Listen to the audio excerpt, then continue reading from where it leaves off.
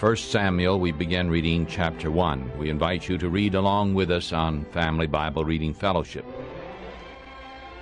Now there was a certain man of Ramathaim Zophim, of Mount Ephraim, and his name was Elkanah, the son of Jeroham, the son of Elihu, the son of Tohu, the son of Zuph, an Ephrathite.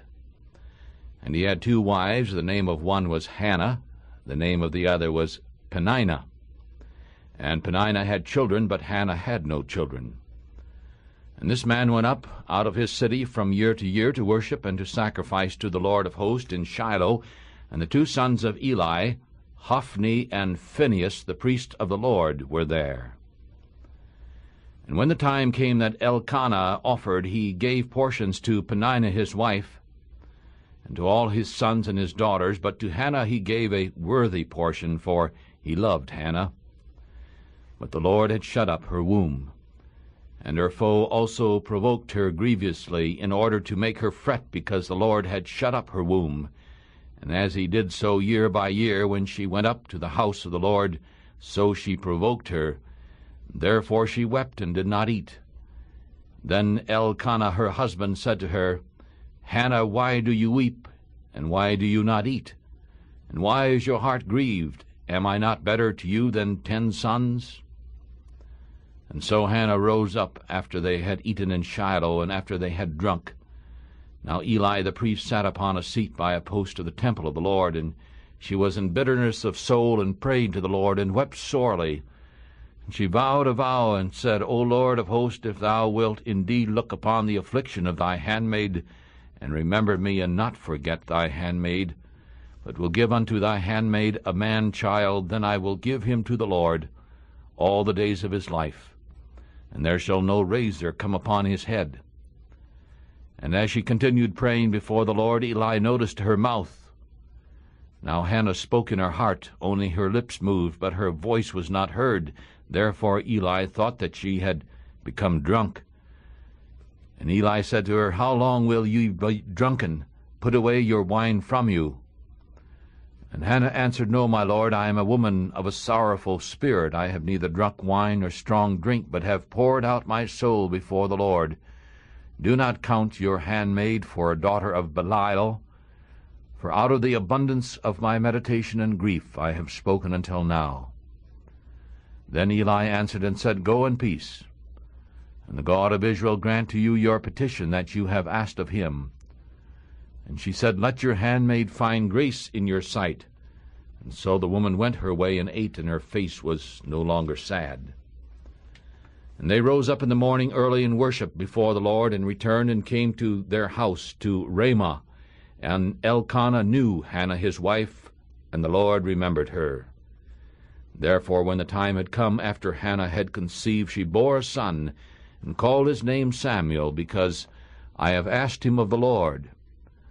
And the man Elkanah and all his house went up to offer to the Lord the yearly sacrifice and his vow, but Hannah did not go up, for she said to her husband, I will not go up until the child is weaned, and then I will bring him so that he may appear before the Lord, and stay there forever.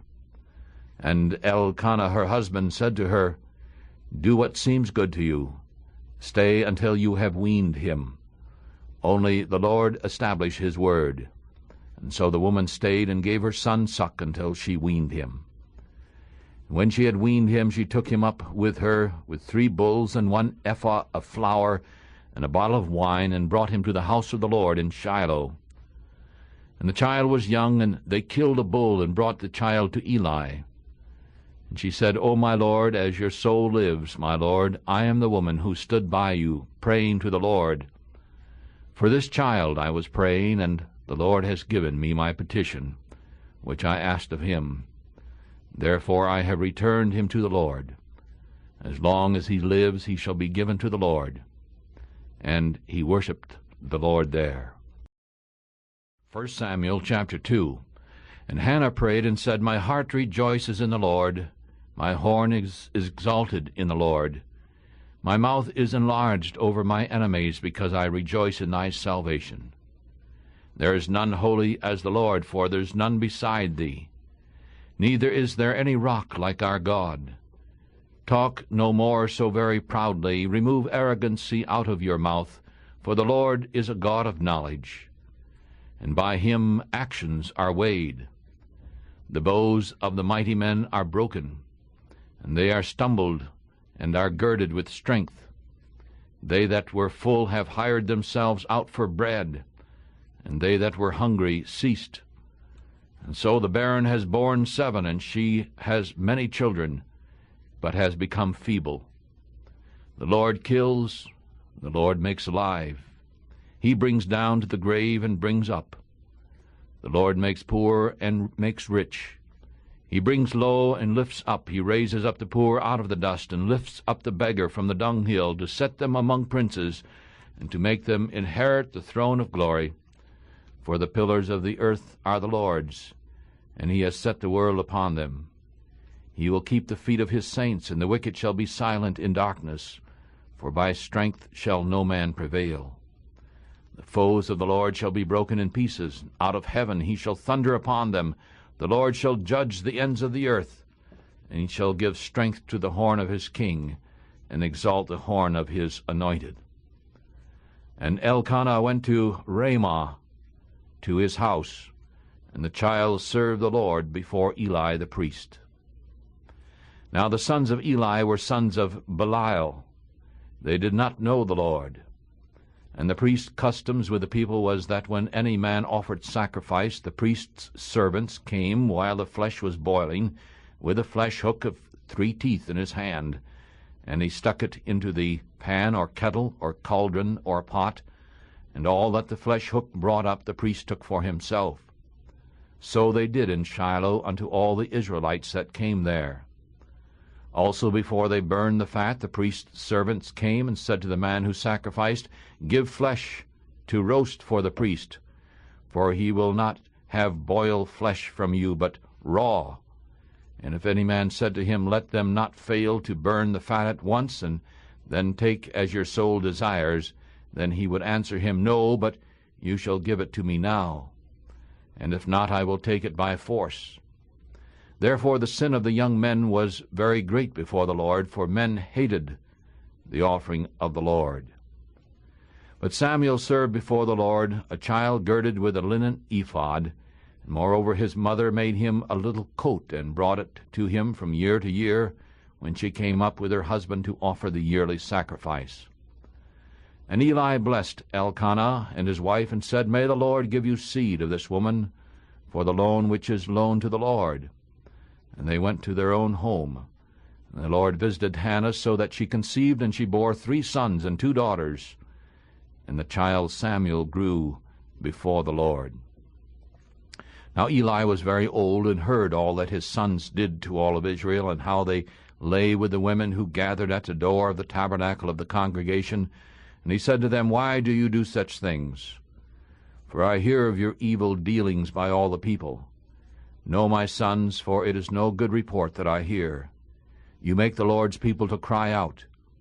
If one man sins against another, the judge shall judge him. But if a man sins against the Lord, who shall plead for him? But they did not listen to the voice of their father, because the Lord desired to kill them. And the child Samuel grew on, and was in favor both with the Lord and also with men. And there came a man of God to Eli, and said to him, Thus saith the Lord, Did I plainly appear to the house of your father, when they were in Egypt, in Pharaoh's house?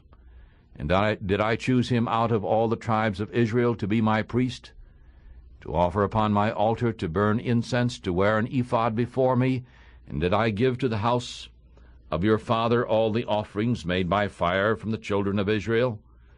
Why therefore do you kick at my sacrifices and my offerings, which I have commanded in my house? Do you honor your sons above me, to make yourselves fat with the best of all the offerings of Israel, my people? And therefore the Lord God of Israel said, I said indeed that your house and the house of your father should walk before me forever. But now the Lord says, Be it far from me, for those who honor me I will honor, and those that think little of me shall be lightly regarded. Behold, the days shall come when I will cut off your arm, and the arm of your father's house, so that there shall not be an old man in your house.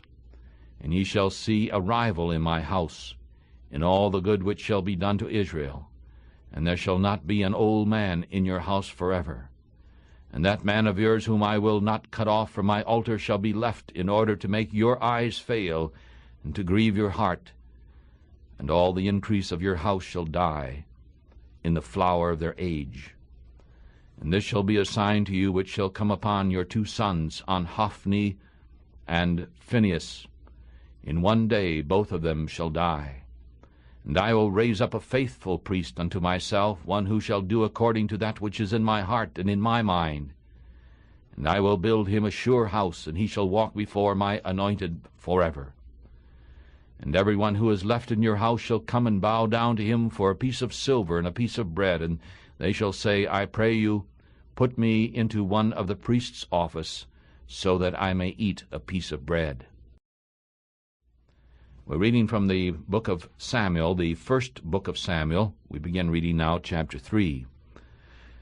And the child Samuel served the Lord before Eli, and the word of the Lord was precious in those days. There was no open vision. And at that time when Eli had lain down in his place, and his eyes began to become dim, so that he could not see, and before the lamp of God went out in the temple of the Lord, where the ark of God was, and Samuel had lain down, the Lord called Samuel, and he answered, saying, Here am I. And he ran to Eli and said, Here am I, for you called me. And Eli said, I did not call, lie down again. And he went and lay down. And the Lord called still again, Samuel. And Samuel arose and went to Eli and said, Here am I, for you called me. And Eli answered again, I did not call you, my son, lie down again. Now Samuel did not know the Lord, neither was the word of the Lord revealed to him. And the Lord called Samuel again the 3rd time, and he arose and went to Eli and said, Here am I, for you called me. And Eli saw that the Lord had called the child. And therefore Eli said to Samuel, Go lie down, and if he calls you, you shall say, Speak, Lord, for thy servant hears. And so Samuel went to lie down in his place. And the Lord came and stood and called, as at other times, Samuel, Samuel. Then Samuel answered, Speak, Lord, for thy servant hears. And the Lord said to Samuel, Behold, I will do a thing in Israel, at which both the ears of every one who hears it shall tingle. In that day I will do against Eli all that which I have spoken as to his house. And when I begin, I will make also an end. For I have told him that I will judge his house forever for the iniquity which he knows, because his sons made themselves vile, and he did not restrain them. And therefore I have sworn to the house of Eli that the iniquity of Eli's house shall not be purged with sacrifice nor offering forever. And Samuel lay until morning, and opened the doors of the house of the Lord, and Samuel feared to show Eli the vision. Then Eli called Samuel, and said, Samuel, my son. And he answered, Here am I. And he said, What is the thing that the Lord has said to you? I pray you, do not hide it from me. God do so to you, and more also, if you hide anything from me of all the things that he said to you. And Samuel told him all the things, and hid nothing from him. And he said, It is the Lord.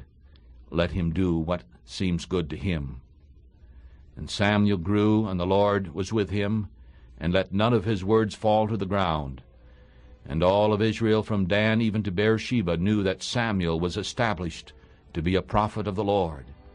And the Lord appeared again in Shiloh, for the Lord revealed himself to Samuel in Shiloh by the word of the Lord. 1 Samuel chapter 4. And the word of Samuel came to all of Israel. Now Israel went out against the Philistines to battle, and pitched beside Ebenezer. And the Philistines pitched in Aphek. And the Philistines put themselves in order against Israel. And when they joined battle, Israel was beaten before the Philistines, and they killed about 4,000 men of the army in the field. And when the people had come to the camp, the elders of Israel said, Why has the Lord beaten us today before the Philistines? Let us bring the ark of the covenant of the Lord out of Shiloh to us, so that when it comes among us, it must save us out of the hand of our enemies. And so the people sent to Shiloh in order to bring the ark of the covenant of the Lord of hosts from there, the ark which dwells between the cherubims. And the two sons of Eli, Hophni and Phinehas, were there with the ark of the covenant of God. And when the ark of the covenant of the Lord came into the camp, all of Israel shouted with a great shout, so that the earth rang again. And when the Philistines heard the noise of the shout, they said, What does this noise, the noise of this great shout in the camp of the Hebrews, mean? And they understood that the ark of the Lord had come into the camp. And the Philistines were afraid, for they said, God has come into their camp. And they said, Woe unto us, for there has not been such a thing until now. Woe unto us! Who shall deliver us out of the hands of these mighty gods? These are the gods that struck the Egyptians with all the plagues in the wilderness. Be strong and fight like men, O Philistines, so that you may not be servants to the Hebrews as they have been to you. Be men and fight. And the Philistines fought, and Israel was beaten. Each one of them fled into his tent. And there was a very great slaughter, for there fell 30,000 footmen of Israel. And the ark of God was taken, and Hophni and Phinehas, the two sons of Eli, were slain. And a man of Benjamin ran out of the army, and he came to Shiloh the same day with his clothes torn and with earth upon his head. And when he came, lo, Eli sat upon a seat by the wayside watching. For his heart trembled for the ark of God. And when the man came into the city and told it, all the city cried out. And when Eli heard the noise of the crying, he said, What does the noise of this tumult mean? And the man hurried in and told Eli.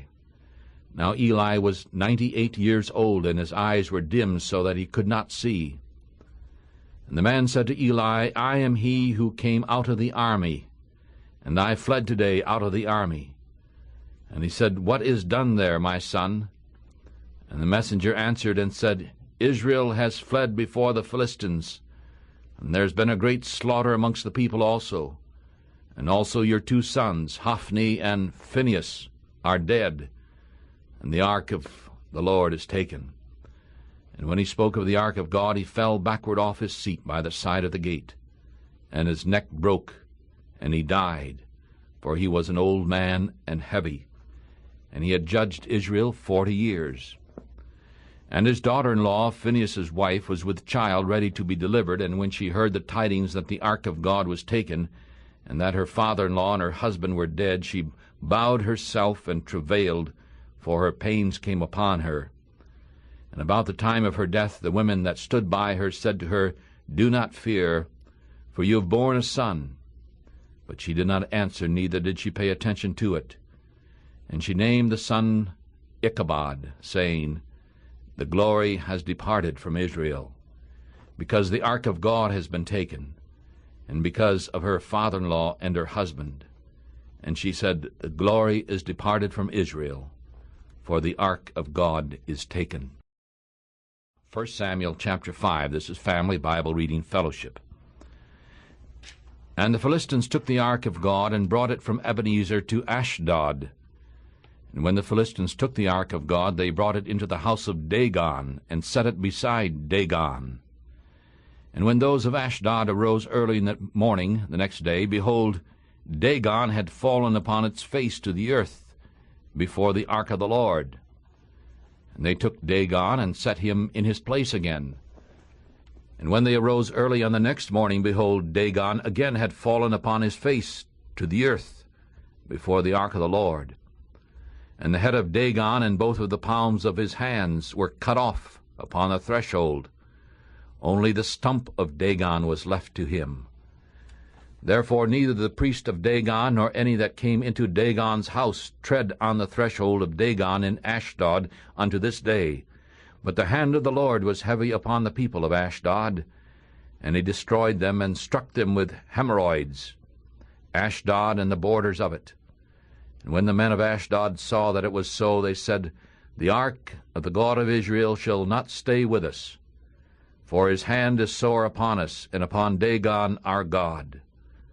Therefore they sent and gathered all the lords of the Philistines to them, and said, What shall we do with the ark of the God of Israel? And he answered, Let the ark of the God of Israel be carried around to Gath. And so they carried the ark of God around, and it was so that after they had carried it around, the hand of the Lord was against the city with very great destruction. And he struck the men of the city, both small and great, and they had hemorrhoids in their secret parts. Therefore they sent the ark of God to Ekron, and as the ark of God came to Ekron, the Ekronites cried out, saying, They've brought around the ark of God of Israel to us, in order to kill us and our people. And so they sent and gathered together all the lords of the Philistines, and said, Send away the ark of the God of Israel, and let it go again to its own place, so that it does not kill us and our people. For there was a deadly destruction throughout all the city. And the hand of God was very heavy there, and the men that did not die were stricken with hemorrhoids, and the cry of the city went up to the heavens.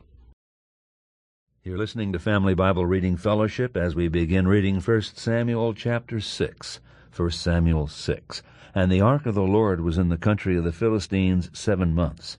And the Philistines called for the priests and the diviners, saying, What shall we do to the ark of the Lord? Tell us wherewith we shall send it to his place. And they said, If ye send away the ark of the God of Israel, send it not empty, but in any wise return him a trespass offering. Then ye shall be healed, and it shall be known to you why his hand is not removed from you. Then said they, What shall be the trespass offering which we shall return to him? They answered, 5 golden emerods, and 5 golden mice, according to the number of the lords of the Philistines. For one plague was on you all, and on your lords. Wherefore ye shall make images of your emerods, and images of your mice, that mar the land. And ye shall give glory unto the God of Israel. Peradventure he will lighten his hand from off you, and from off your gods, and from off your land. Wherefore then do you harden your hearts, as the Egyptians and Pharaoh hardened their hearts? When he had wrought wonderfully among them, did they not let the people go, and they departed? Now therefore make a new cart, and take 2 milch kine, on which there hath come no yoke, and tie the kine to the cart, and bring their calves home from them. And take the ark of the Lord, and lay it upon the cart, and put the jewels of gold, which ye return him for a trespass offering, in a coffer by the side thereof, and send it away, that it may go. And see if it goeth up by the way of his own coast to Bethshemesh. Then he hath done us this great evil. But if not, then we shall know that it is not his hand that smote us. It was a chance that happened to us. And the men did so, and took 2 milch kine, and tied them to the cart, and shut up their calves at home. And they laid the ark of the Lord upon the cart, and the coffer with the mice of gold and the images of their emerods. And the kine took the straight way to the way of Bethshemesh, and went along the highway, lowing as they went, and turned not aside to the right hand or to the left. And the lords of the Philistines went after them unto the border of Bethshemesh. And they of Bethshemesh were reaping their wheat harvest in the valley. And they lifted up their eyes, and saw the ark, and rejoiced to see it. And the cart came into the field of Joshua, a Bethshemite, and stood there, where there was a great stone. And they clave the wood of the cart, and offered the kine a burnt offering unto the Lord. And the Levites took down the ark of the Lord, and the coffer that was with it, wherein the jewels of gold were, and put them on the great stone. And the men of Bethshemesh offered burnt offerings, and sacrificed sacrifices the same day unto the Lord. And when the 5 lords of the Philistines had seen it, they returned to Ekron the same day. And these are the golden emerods, which the Philistines returned for a trespass offering unto the Lord. For Ashdod 1, for Gaza 1, for Ekron 1, and Gath 1, for Ekron 1, and the golden mice according to the number of all the cities of the Philistines belonging to the 5 lords, both of fenced cities and of country villages, even unto the great stone of Abel, whereon they set down the ark of the Lord, which stone remaineth unto this day in the field of Joshua the Bethshemite. And he smote the men of Bethshemesh, because they had looked into the ark of the Lord. Even he smote of the people 50,000 and 60 men. And the people lamented, because the Lord had smitten many of the people with a great slaughter. And the men of Bethshemesh said, Who is able to stand before this holy Lord God? And to whom shall he go up from us? And they sent messengers to the inhabitants of Kirjath-jearim, saying, The Philistines have brought again the ark of the Lord. Come ye down, and fetch it up to you.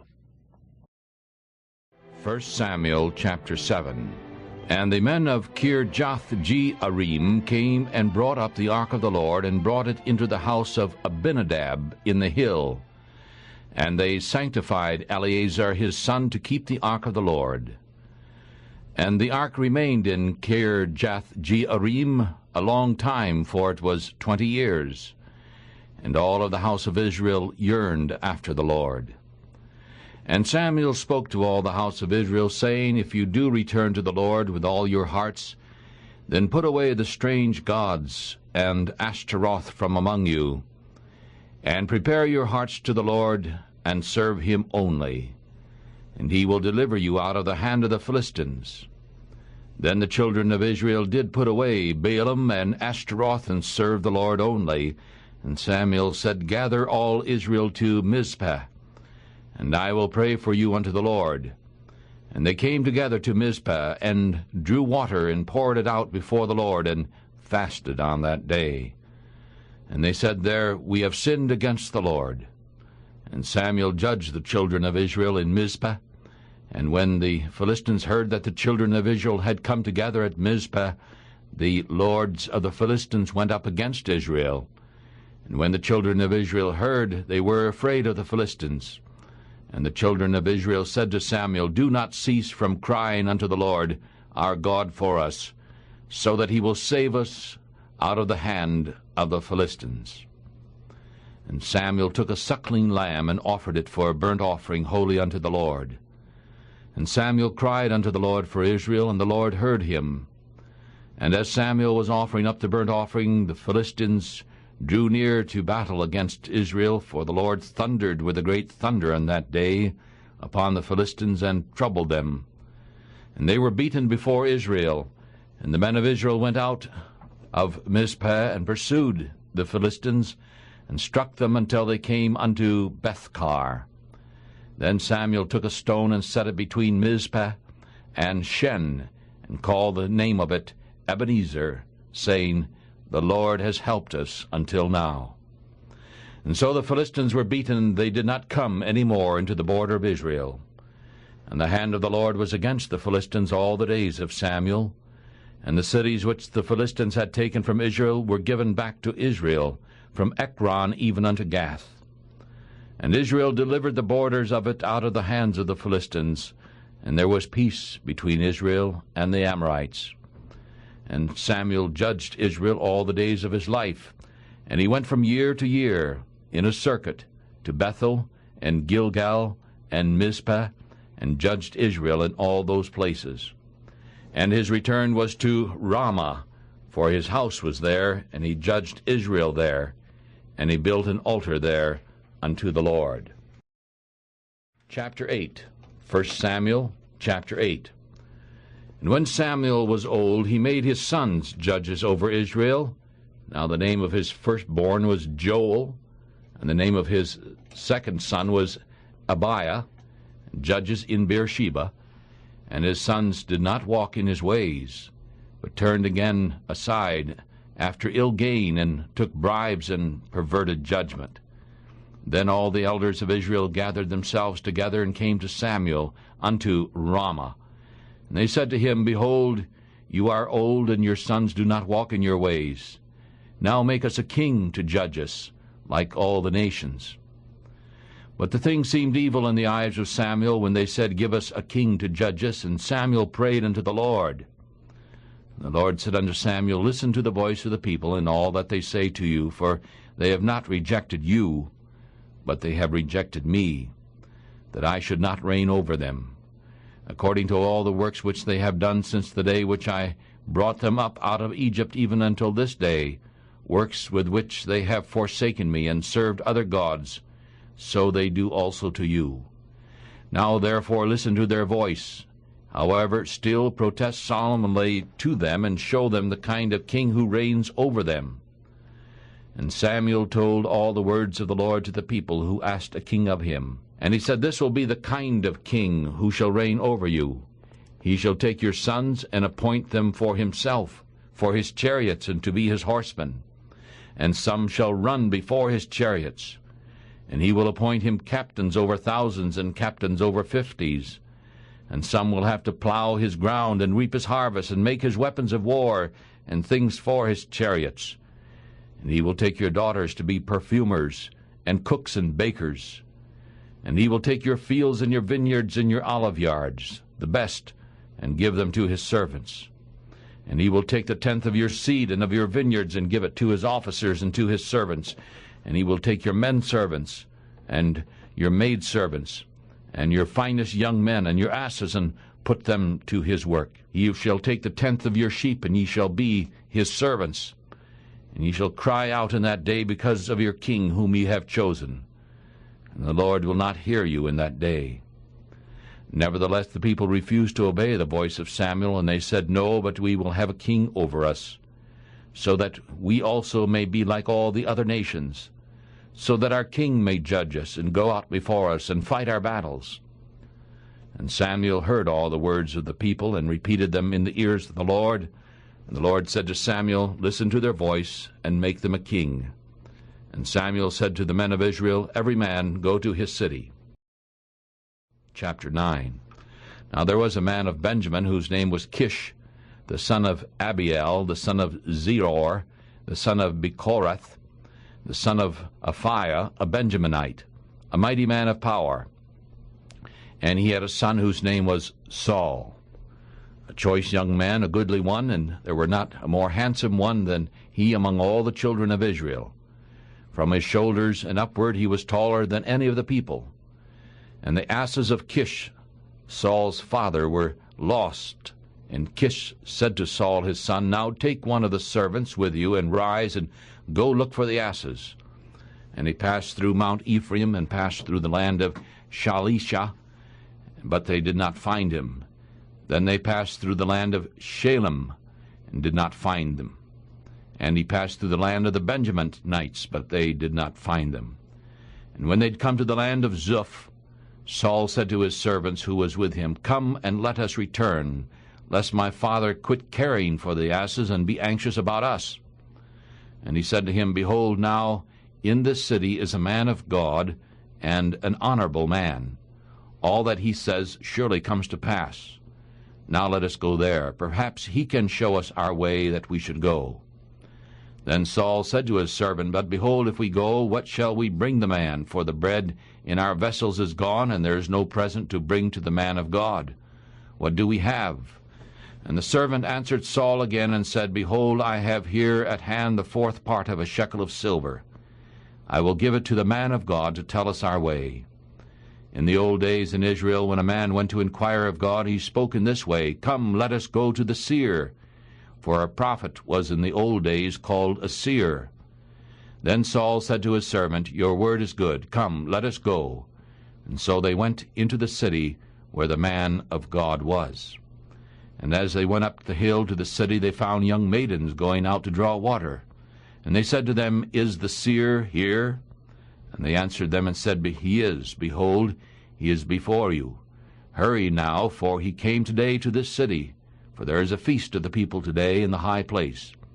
As soon as you have come to the city, you shall immediately find him before he goes up to the high place to eat. For the people will not eat until he comes, because he blesses the feast. Afterwards those who have been invited eat. Now therefore go up, for about this time you shall find him. And they went up into the city. When they had come into the city, behold, Samuel came out across from them to go up to the high place.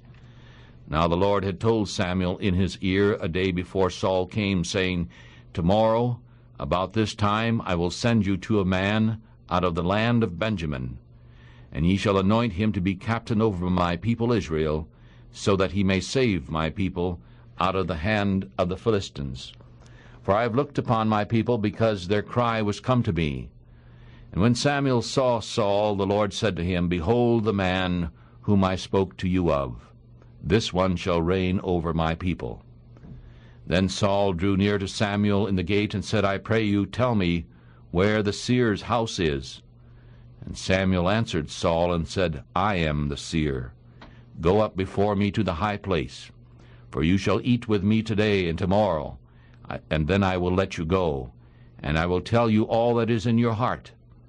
And as for your asses that were lost 3 days ago, do not set your mind on them, for they are found. And on whom is all the desire of Israel? Is it not on you and all your father's house? And Saul answered and said, Am I not a Benjaminite, of the smallest of the tribes of Israel? And is not my family the least of all the families of the tribe of Benjamin? Why then do you speak so to me? And Samuel took Saul and his servants, and brought them into the parlor, and made them sit in the chief place among those who had been invited, about 30 persons.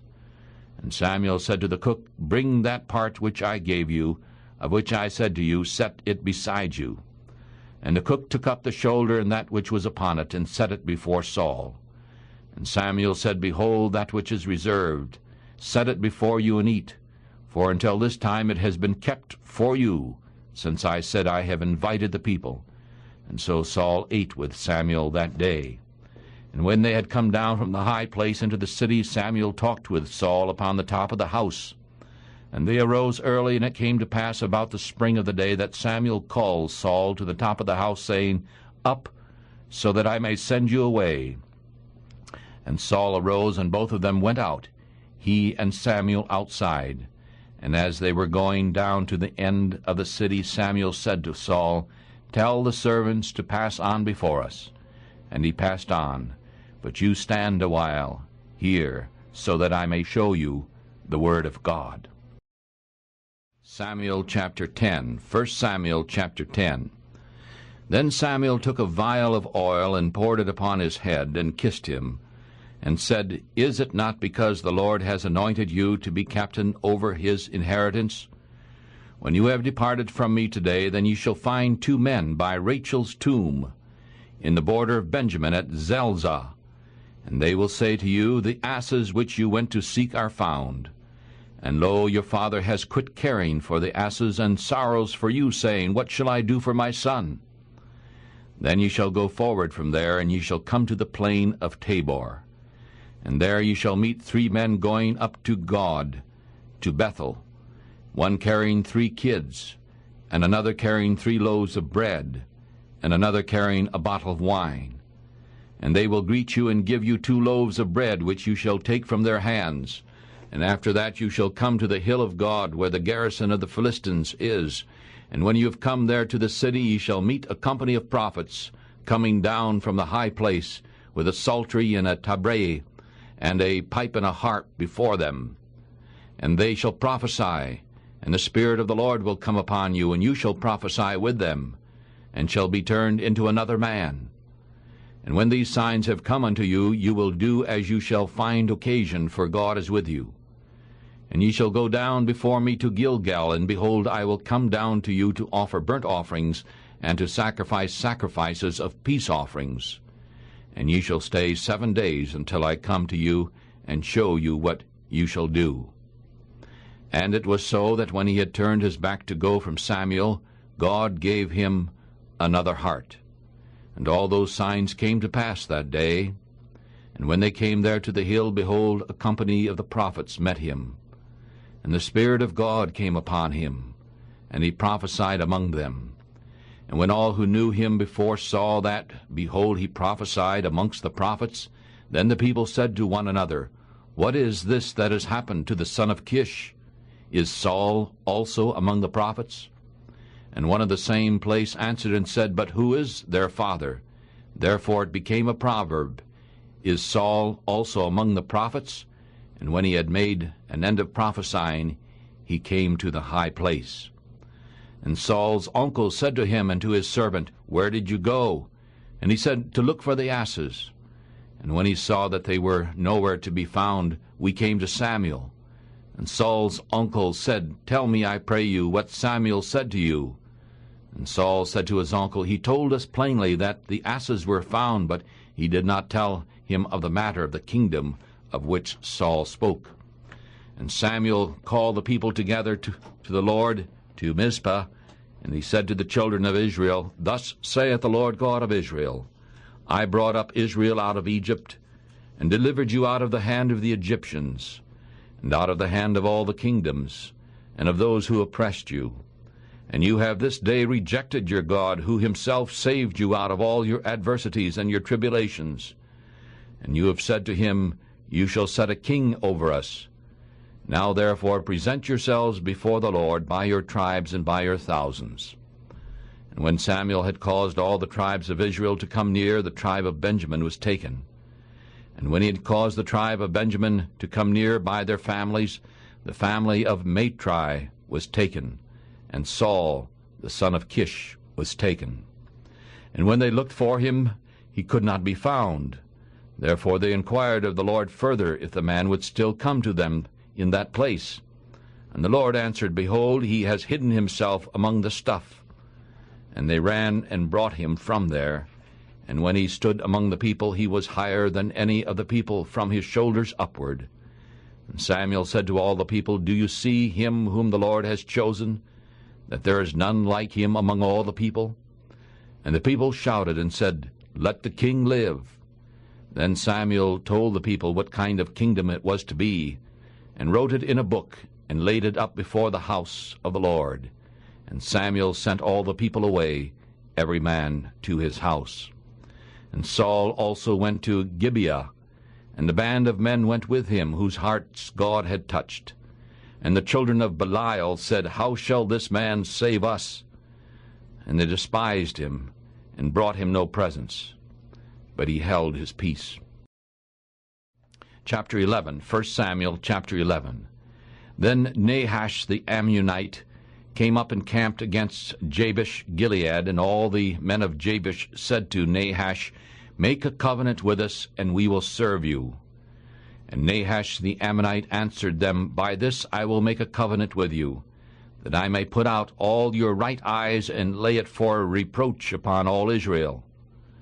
And the elders of Jabesh said to him, Bear with us 7 days, so that we may send messengers to all the coast of Israel. And then if there is no man to save us, we will come out to you. Then the messengers came to Gibeah of Saul, and told the tidings in the ears of the people. And all the people lifted up their voices and wept, and behold, Saul came after the herd out of the field. And Saul said, What is wrong with the people that they weep? And they told him the tidings of the men of Jabesh. And the Spirit of God came upon Saul when he had heard these tidings, and his anger was kindled greatly. And he took a yoke of oxen, and cut them in pieces, and sent them throughout all the coasts of Israel by the hands of messengers, saying, Whoever does not come forth after Saul and after Samuel, so shall it be done to his oxen. And the fear of the Lord fell upon the people, and they came out with one consent.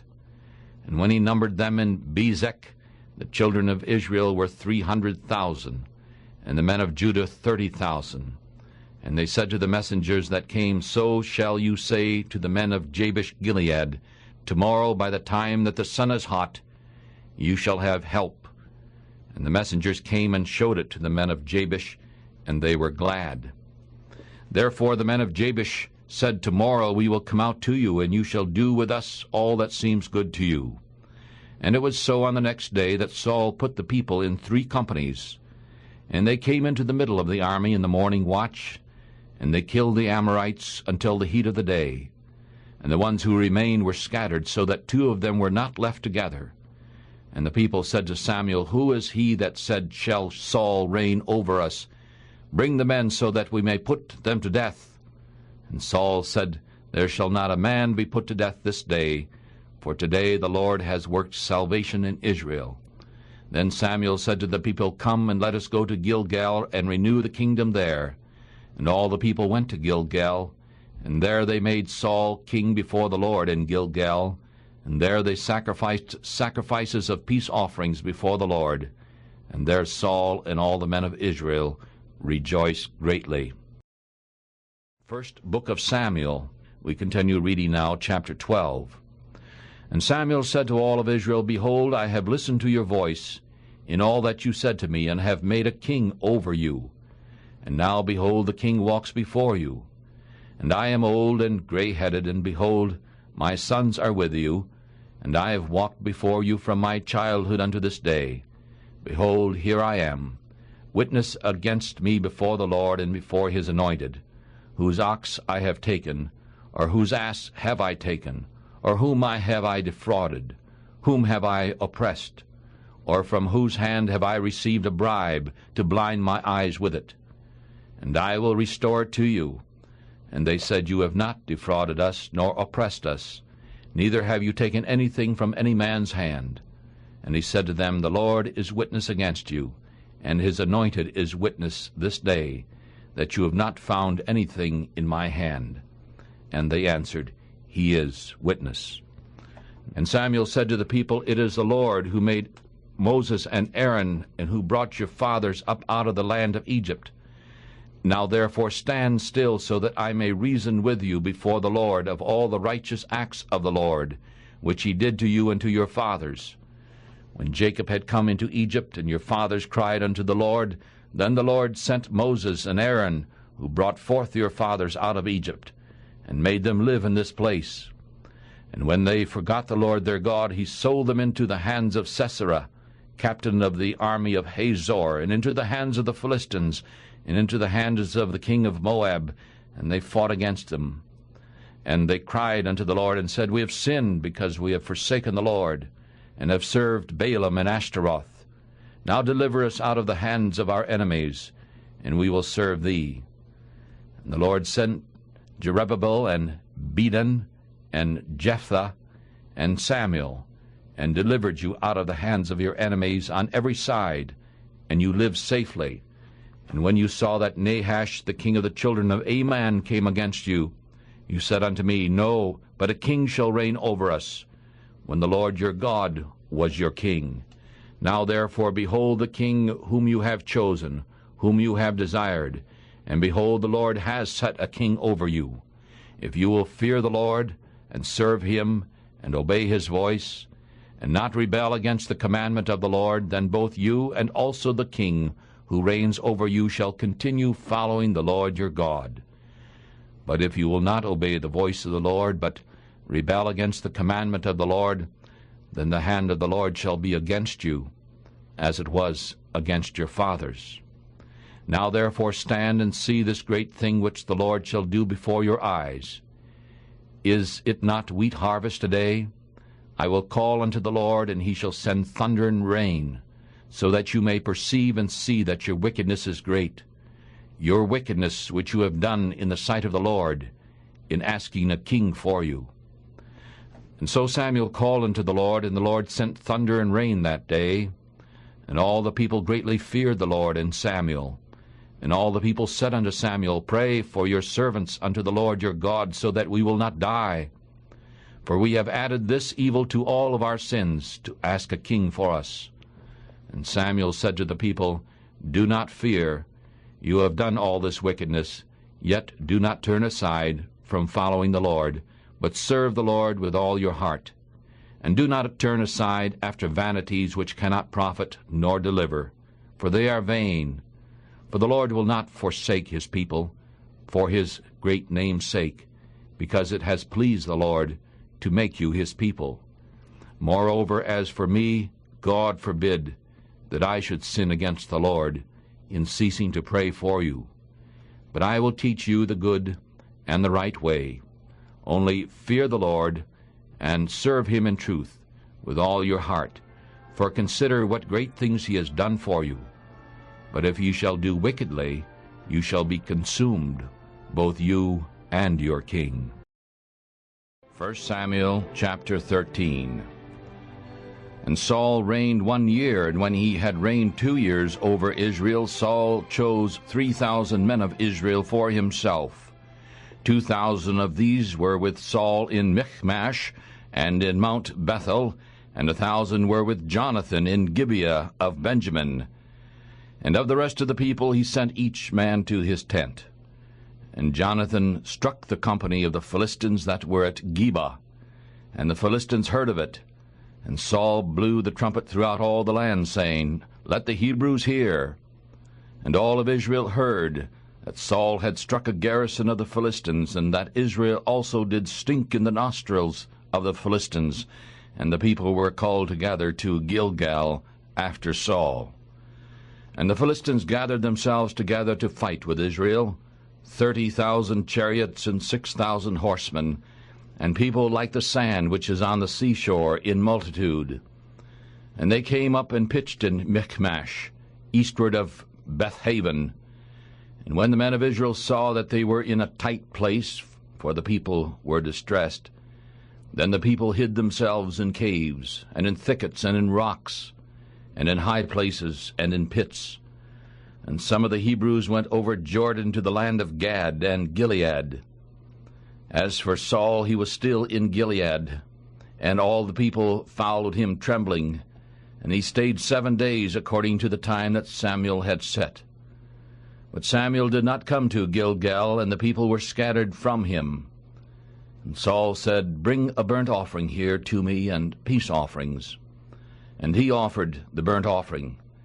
And as soon as he had made an end of offering the burnt offering, behold, Samuel came.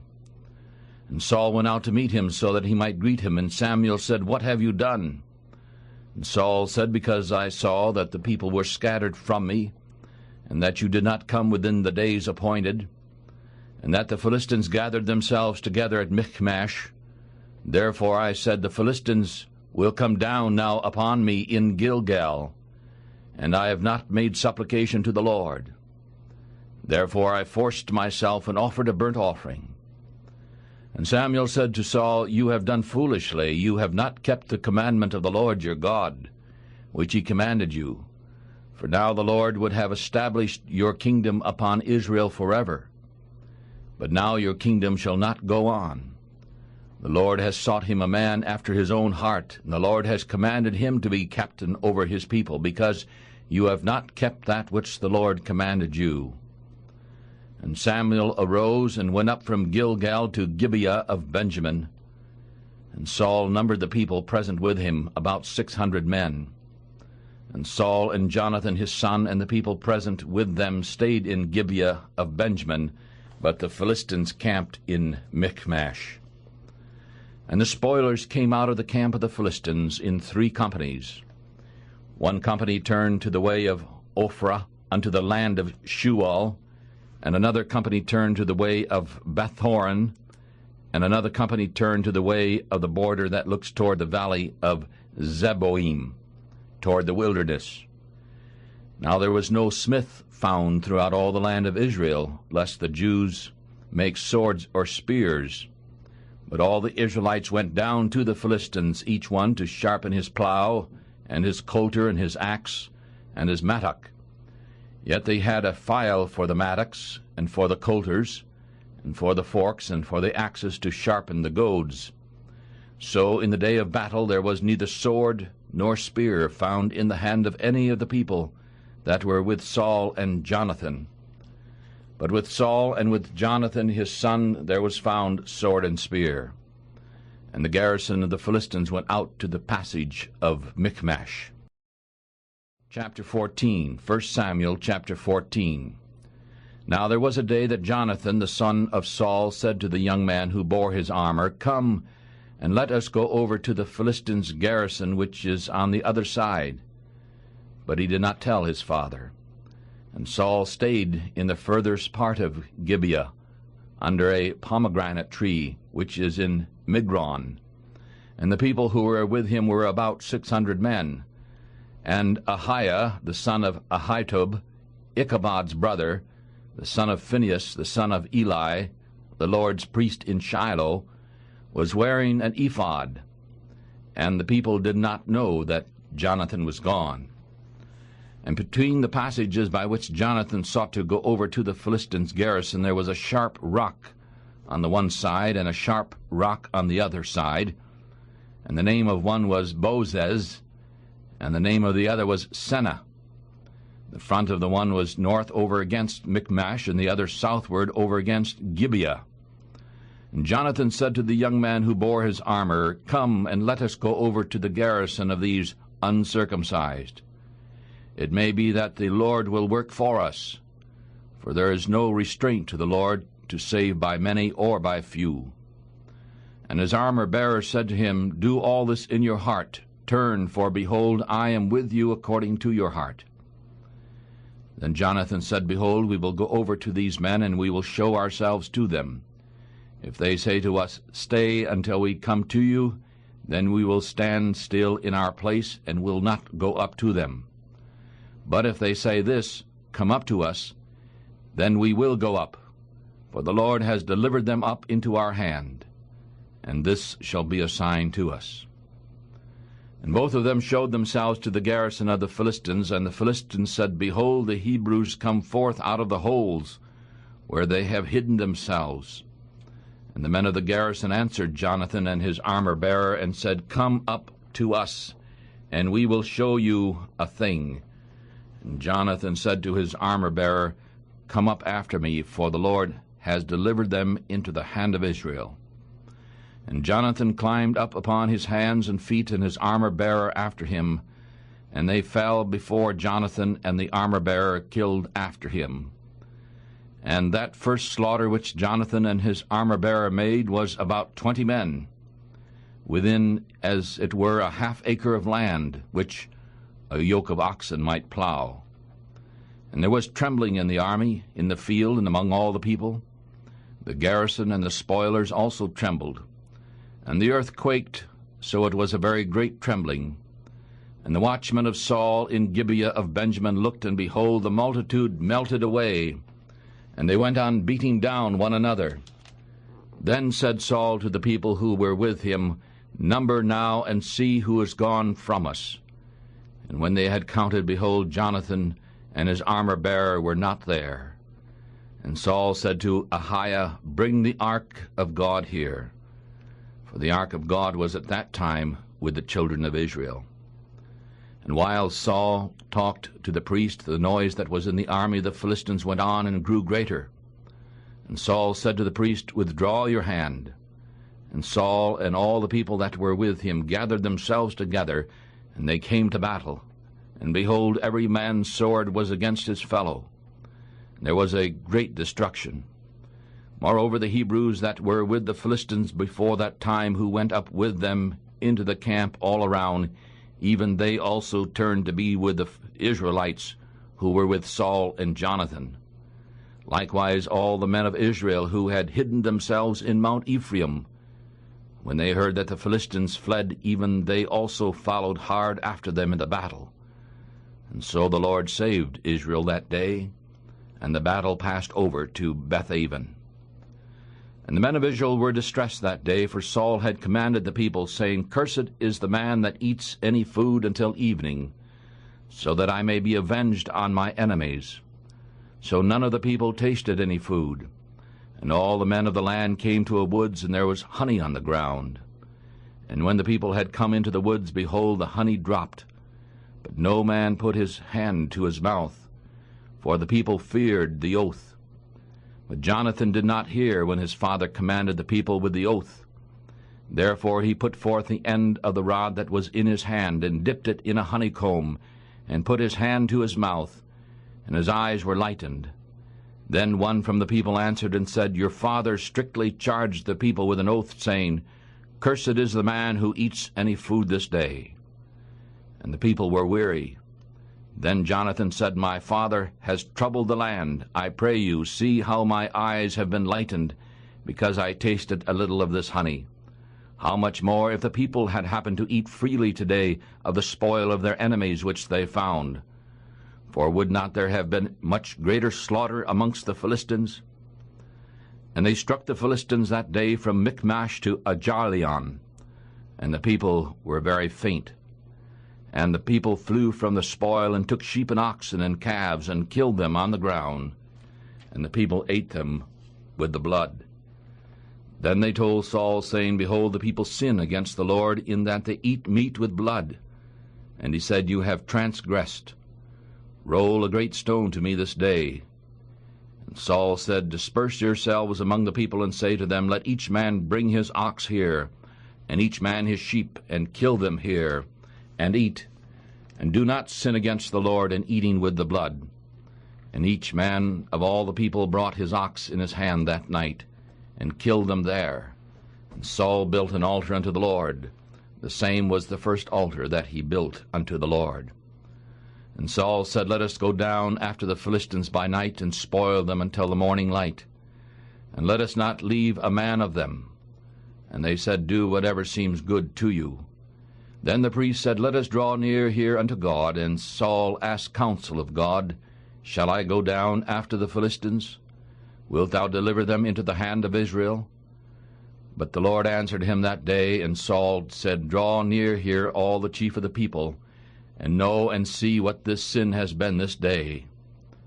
For as the Lord lives, he who saves Israel, though it is in Jonathan my son, he shall surely die. But there was not a man among all the people who answered him.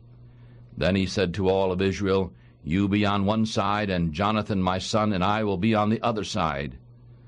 And the people said to Saul, Do what seems good to you. Therefore Saul said to the Lord God of Israel, Give a perfect lot. And Saul and Jonathan were taken, but the people escaped. And Saul said, Cast lots between me and Jonathan my son. And then Jonathan was taken. Then Saul said to Jonathan, Tell me what you have done.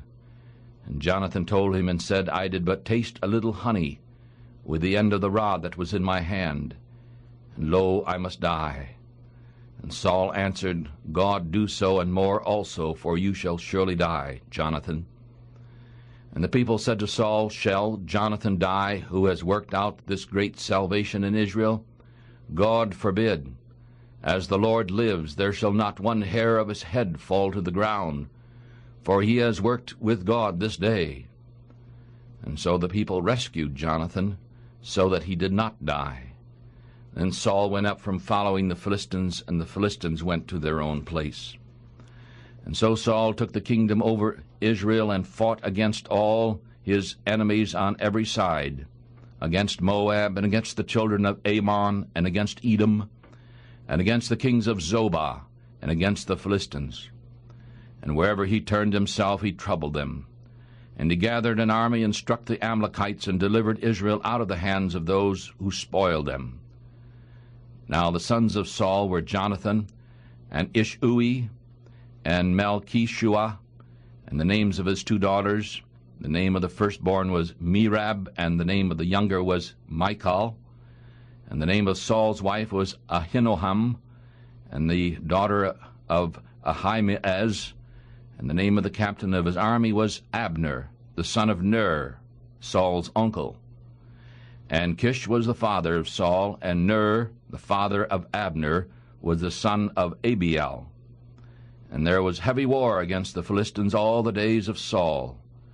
And when Saul saw any strong man or any brave man, he took him to himself.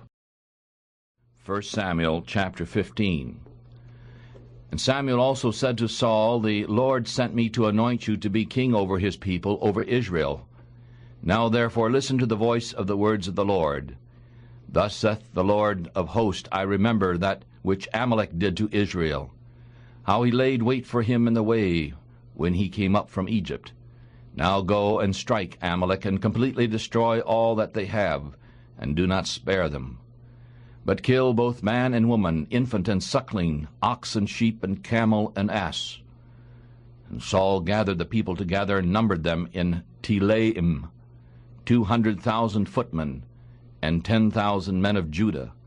And Saul came to a city of Amalek, and laid wait in the valley. And Saul said to the Kenites, Go, depart, get down from among the Amalekites, lest I destroy you with them. For they showed kindness to all the children of Israel when they came up out of Egypt. And so the Kenites departed from amongst the Amalekites, and Saul struck the Amalekites from Havilah until you come to Shur, which is over across from Egypt. And he took Agag, the king of the Amalekites, alive. And he completely destroyed all the people with the edge of the sword.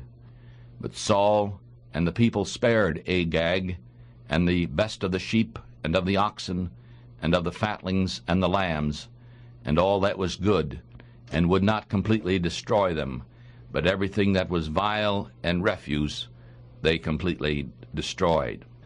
Then the word of the Lord came to Samuel, saying, It repents me that I have set up Saul to be king. For he has turned back from following me, and has not done my commandments. And it grieved Samuel, and he cried out unto the Lord all night.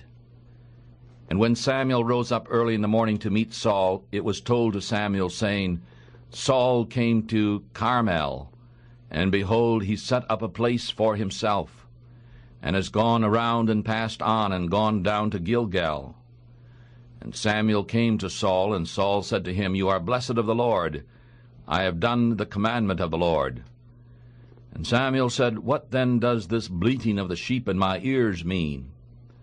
And what is the lowing of the oxen which I hear? And Saul said, They have brought them from the Amalekites. For the people spared the best of the sheep and of the oxen to sacrifice unto the Lord your God, and the rest we have completely destroyed. Then Samuel said to Saul, Wait, and I will tell you what the Lord has said to me this night. And he said to him, Say on. And Samuel said, When you were a little in your own sight, were you not made the head of the tribes of Israel? And the Lord anointed you king over Israel. And the Lord sent you on a journey and said, Go and completely destroy the sinners, the Amalekites, and fight against them until they have been destroyed. Why then did you not obey the voice of the Lord? Why did you fly upon the spoil and do evil in the sight of the Lord? And Saul said to Samuel, Yes, I have obeyed the voice of the Lord, have gone the way which the Lord sent me, and have brought Agag, the king of Amalek, and have completely destroyed the Amalekites. But the people took sheep and oxen from the spoil, and the best of the things which would have completely destroyed, to sacrifice to the Lord your God in Gilgal. And Samuel said, Does the Lord have as much delight in burnt offering and sacrifices as in obeying the voice of the Lord? Behold, to obey is better than sacrifice. To listen is better than the fat of rams. For rebellion is like the sin of witchcraft, and stubbornness is like iniquity and idol worship. Behold, you have rejected the Lord. He has also rejected you from being king. And Saul said to Samuel, I have sinned, for I have disobeyed the commandment of the Lord and your words, because I feared the people and obeyed their voice. Now therefore I pray you, pardon my sin, and turn again with me, so that I may worship the Lord.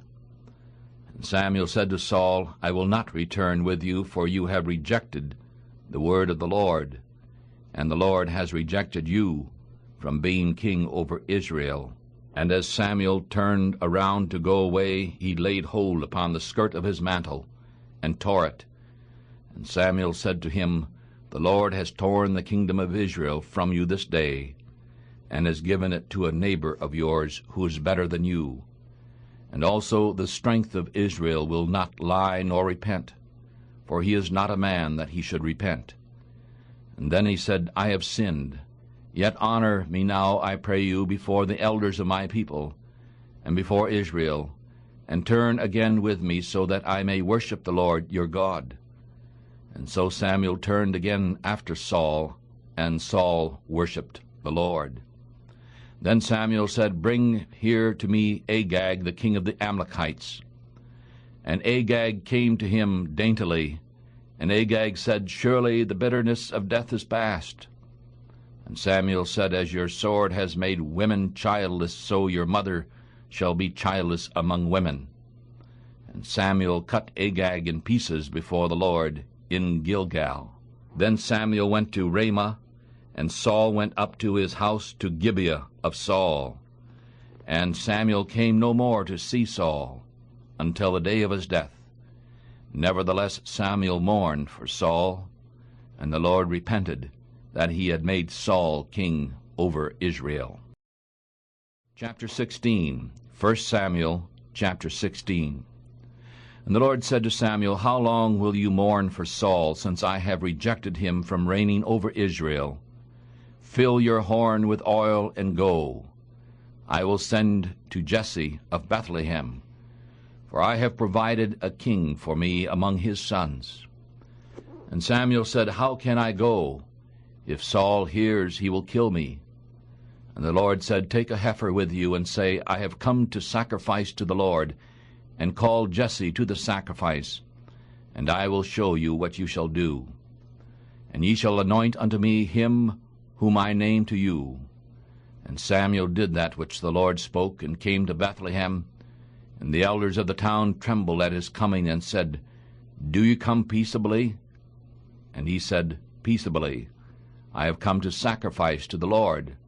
Sanctify yourselves, and come with me to the sacrifice. And he sanctified Jesse and his sons, and called them to the sacrifice. And when they had come, he looked upon Eliab, and said, Surely the Lord's anointed is before him. But the Lord said to Samuel, Do not look upon his face, nor upon his height, because I have refused him. For the Lord does not see as man sees. For man looks upon the outward appearance, but the Lord looks upon the heart. Then Jesse called Abinadab, and made him pass before Samuel. And he said, Neither has the Lord chosen this one. Then Jesse made Shammah to pass by. And he said, Neither has the Lord chosen this one. Again Jesse made 7 of his sons to pass before Samuel. And Samuel said to Jesse, The Lord has not chosen these. And Samuel said unto Jesse, Are all your children here? And he said, There remains yet the youngest. Behold, he keeps the sheep. And Samuel said to Jesse, Send and bring him, for we will not sit down until he comes here. And he sent and brought him in. Now he was ruddy, and altogether of a beautiful face, and goodly to look upon. And the Lord said, Arise, and anoint him, for this is the one. Then Samuel took the horn of oil, and anointed him in the midst of his brothers. And the Spirit of the Lord came upon David from that day forward. So Samuel rose up, and went to Ramah. But the Spirit of the Lord departed from Saul, and an evil spirit from the Lord terrified him. And Saul's servants said to him, Behold, now an evil spirit from God terrifies you. Let our Lord now command his servants who are before you to seek out a man who is a skillful player on a harp. And when the evil spirit from God is upon you, it shall come to pass that he shall play with his hand, and you shall be well. And Saul said to his servants, Give me now a man who can play well, and bring him to me. Then one of the servants answered and said, Behold, I have seen a son of Jesse, the Bethlehemite, who is skillful in playing, and a mighty brave man, and a man of war, and prudent in speech, and he is a person of good form, and the Lord is with him. Therefore Saul sent messengers to Jesse, and said, Send me your son David, who is with the sheep. And Jesse took an ass, and loaded with bread and a bottle of wine, and a kid, and sent them by David his son to Saul. And David came to Saul, and stood before him. And he loved him greatly, and he became his armor-bearer. And Saul sent to Jesse, saying, I pray you, let David stand before me, for he has found favor in my sight. And it came to pass, when the evil spirit from God was upon Saul, that David took a harp, and played with his hand. And so Saul was refreshed, and was well, and the evil spirit departed from him. Chapter 17. 1 Samuel chapter 17.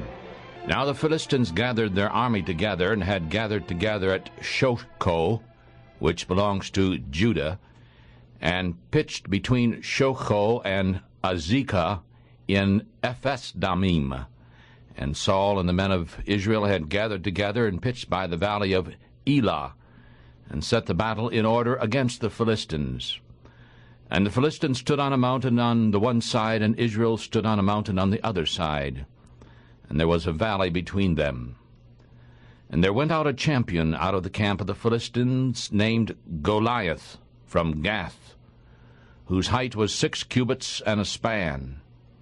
And he had a helmet of brass upon his head, and he was armed with a coat of mail. And the weight of the coat was 5,000 shekels of brass. And he had greaves of brass upon his legs, and a buckler of brass between his shoulders. And the staff of his spear was like a weaver's beam, and his spear's head weighed 600 shekels of iron. And one went in front of him carrying a shield. And he stood and cried to the armies of Israel, and said to them, Why have you come out to set your battle in order? Am I not a Philistine, and are you not servants to Saul? Choose a man for you, and let him come down to me. If he is able to fight with me and kill me, then we will be your servants. But if I prevail against him and kill him, then ye shall be our servants and serve us. And the Philistine said, I defy the armies of Israel this day. Give me a man so that he may fight together. And when Saul and all of Israel heard these words of the Philistines, they were dismayed and greatly afraid. Now David was the son of the Ephrathite of Bethlehem, Judah, whose name was Jesse. And Jesse had 8 sons. And the man was an old man in the days of Saul, and the 3 oldest sons of Jesse went and followed Saul to the battle. And the names of his 3 sons that went to the battle were Eliab, the firstborn, and next to him Abinadab, and the third was Shammah. And David was the youngest. And the 3 oldest followed Saul. And David went and returned from Saul to feed his father's sheep at Bethlehem. And the Philistines drew near morning and evening, and they presented themselves 40 days. And Jesse said to David his son, Now take for your brothers an ephah of this parched grain, and these 10 loaves, and run to the camp to your brothers, and carry these 10 cheeses of milk to the captain of their 1,000, and see how your brothers are faring, and take their pledge. Now Saul and they and all the men of Israel were in the valley of Elah fighting with the Philistines. And David rose up early in the morning and left the sheep with a keeper, and took and went as Jesse had commanded him. And he came to the trench as the army was going forth to fight, and shouted for the battle. For Israel and the Philistines had put the battle in order, army against army. And David left his baggage in the hand of the keeper of the baggage, and ran into the army, and came and greeted his brothers. And as he talked with them, behold, there came up the champion, the Philistine of Gath, Goliath by name, out of the armies of the Philistines, and spoke according to the same words. And David heard, and all the men of Israel, when they saw the man, ran from him, and were very much afraid. And the men of Israel said, Have you seen this man that has come up? Surely he has come up to defy Israel. And the king will enrich the man who kills him with great riches, and will give him his daughter, and make his father's house free in Israel. And David spoke to the men who stood by him, saying, What shall be done to the man who kills this Philistine, and takes away this shame from Israel? For who is this uncircumcised Philistine, that he should defy the armies of the living God? And the people answered him in this way, saying, So shall it be done to this man who kills him. And Eliab the oldest brother heard when he spoke to the man, and Eliab's anger was kindled against David, and said, Why did you come down here? And with whom have you left those few sheep in the wilderness? I know your pride and the naughtiness of your heart, for you have come down so that you might see the battle. And David said, What have I done now? Is there not a cause? And he turned from him toward another, and spoke in the same way. And the people answered him again in the same way. And when the words which David spoke were heard, they told them before Saul, and he sent for him. And David said to Saul, Let no man's heart fail because of him. Your servant will go and fight with this Philistine. And Saul said to David, You're not able to go against this Philistine to fight with him, for you are but a youth, and he is a man of war from his youth. And David said to Saul, Your servant kept his father's sheep, and there came a lion and a bear, and took a lamb out of the flock, and I went out after it, and struck it, and delivered the lamb out of its mouth. And when it rose against me, I caught it by the beard, and struck it, and killed it. Your servant killed both the lion and the bear. And this uncircumcised Philistine shall be like one of them, since he has defied the armies of the living God. And David said, Moreover, the Lord who delivered me out of the paw of the lion, and out of the paw of the bear, he will deliver me out of the hand of the Philistine. And Saul said to David, Go, and may the Lord be with you. And Saul armed David with his armor, and he put a helmet of brass upon his head. He also armed him with a coat of mail, and David girded his sword on his armor, and he tried to go, but he had not tested it. And David said to Saul, I cannot go with these, for I have tested them. And David put them off, and he took his staff in his hand, and chose 5 smooth stones out of the brook for himself, and put them in a shepherd's vessel which he had, even in a bag. And his sling was in his hand, and he drew near to the Philistine. And the Philistine came on and drew near to David, and the man who bore the shield went in front of him. And when the Philistine looked around and saw David, he disdained him, for he was only a youth and ruddy and of a beautiful face. And the Philistine said to David, Am I a dog, that you come to me with sticks? And the Philistine cursed David by his gods. And the Philistine said to David, Come to me, and I will give your flesh to the birds of the air and to the beasts of the field. And David said to the Philistine, You come to me with a sword and with a spear and with a shield. But I come to you in the name of the Lord of hosts, the God of the armies of Israel, whom you have defied. The Lord will deliver you into my hand today, and I will strike you and take your head from you. And I will give the bodies of the army of the Philistines to the birds of the air today and to the wild beasts of the earth, so that all the earth may know that there is a God in Israel. And all this multitude shall know that the Lord does not save with sword and spear, for the battle is the Lord's, and he will give you into our hands. And when the Philistine rose and came and drew near to meet David, David hurried and ran toward the army to meet the Philistine. And David put his hand into his bag, and took a stone from there, and he threw it with his sling, and struck the Philistine in his forehead, so that the stone sank into his forehead, and he fell upon his face to the earth. And so David prevailed over the Philistine with a sling and with a stone, and struck the Philistine, and killed him. But there was no sword in the hand of David. Then David ran and stood upon the Philistine, and took out his sword, and drew it out of its sheath, and killed him, and cut off his head with it. And when the Philistines saw that their champion was dead, they fled. And the men of Israel and Judah pursued the Philistines until they came to the valley and to the gates of Ekron. And the wounded of the Philistines fell down by the way of Sha'arim, even to Gath and to Ekron. And the children of Israel returned from chasing after the Philistines, and they spoiled their tents. And David took the head of the Philistine and brought it to Jerusalem, but he put his armor in his tent. And when Saul saw David go forth against the Philistine, he said to Abner, the captain of the army, Abner, whose son is this young man? And Abner said, As your soul lives, O king, I cannot tell. And the king said, You go ask whose son this young man is. And as David returned from the slaughter of the Philistines, Abner took him and brought him before Saul, with the head of the Philistine in his hand. And Saul said to him, Whose son are you, young man?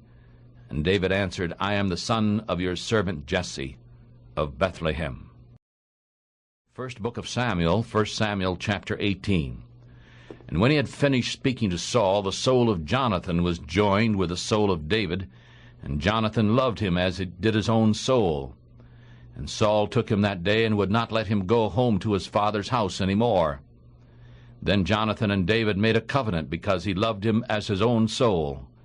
And Jonathan stripped himself of the robe that was upon him, and gave it to David, it and all his clothing, even to his sword, and to his bow, and to his girdle.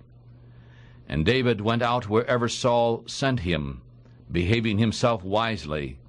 And Saul set him over the men of war, and it was good in the sight of all the people, and also in the sight of Saul's servants. And when David had returned from the slaughter of the Philistines, as they came to the women coming out of the cities of Israel, they were singing and dancing to meet King Saul, with tabrets, with joy, and with instruments of music. And the women answered as they played, and said, Saul has slain his thousands, David his 10,000s. And Saul was very angry. The saying made him angry. And he said, They have given David 10,000, and to me they have given only thousands. And what more can ye have but the kingdom? And Saul eyed David from that day and forward. And on the next day the evil spirit from God came upon Saul, and he prophesied in the midst of the house. And David played with his hand, as at other times, and there was a javelin in Saul's hand. And Saul threw the javelin, for he said, I will strike David even to the wall. And David drew back out of his presence twice. And Saul was afraid of David, because the Lord was with him, and had departed from Saul. Therefore Saul moved him away from himself, and made him his captain over 1,000. And he went out and came in before the people. And David behaved himself wisely in all his ways, and the Lord was with him. Therefore when Saul saw that he behaved himself very wisely, he was afraid of him. But all Israel and Judah loved David, because he went out and came in before them. And Saul said to David, Behold, I will give you my older daughter Merab for a wife. Only you must be brave for me, and fight the Lord's battles. For Saul said, Let not my hand be on him, but let the hand of the Philistines be on him. And David said to Saul, Who am I, and what is my life, or my father's family in Israel, that I should be son-in-law to the king? But at the time when Merab, Saul's daughter, should have been given to David, she was given to Adriel and Meholathite to be his wife. But at the time when Merab, Saul's daughter, should have been given to David, she was given to Adriel, the Meholathite, to be his wife. And Saul's daughter Michal loved David, and they told Saul, and the thing pleased him. And Saul said, I will give her to him, so that she may be a trap to him, and so that the hand of the Philistines may be against him. And therefore Saul said to David, Today you shall be my son-in-law the second time. And Saul commanded his servant, saying, Talk with David secretly, and say, Behold, the king delights in you, and all his servants love you. Now therefore be the king's son-in-law. And Saul's servant spoke these words in the ears of David. And David said, Does it seem to you a light thing to be a king's son-in-law, since I am a poor man and of little worth? And the servants of Saul told him, saying, This is the way David spoke. And Saul said, You shall say this to David, The king does not desire any dowry except 100 foreskins of the Philistines to be avenged of the king's enemies. But Saul thought to make David fall by the hand of the Philistines.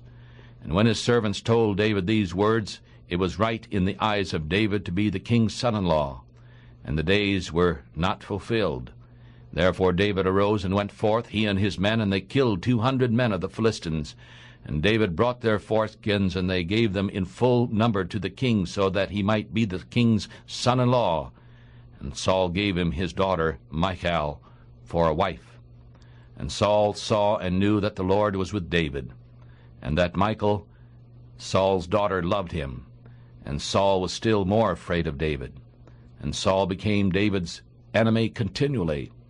Then the princes of the Philistines came forth, and after they came forth, David behaved himself more wisely than all the servants of Saul, so that his name was very precious. 1 Samuel chapter 19. And Saul said to Jonathan his son and to all his servants that they should kill David. But Jonathan, Saul's son, loved David very much. And Jonathan told David, saying, My father Saul seeks to kill you. Now therefore I pray you, be careful until morning, and stay in a secret place, and hide yourself. And I will go out and stand beside my father in the field where you are.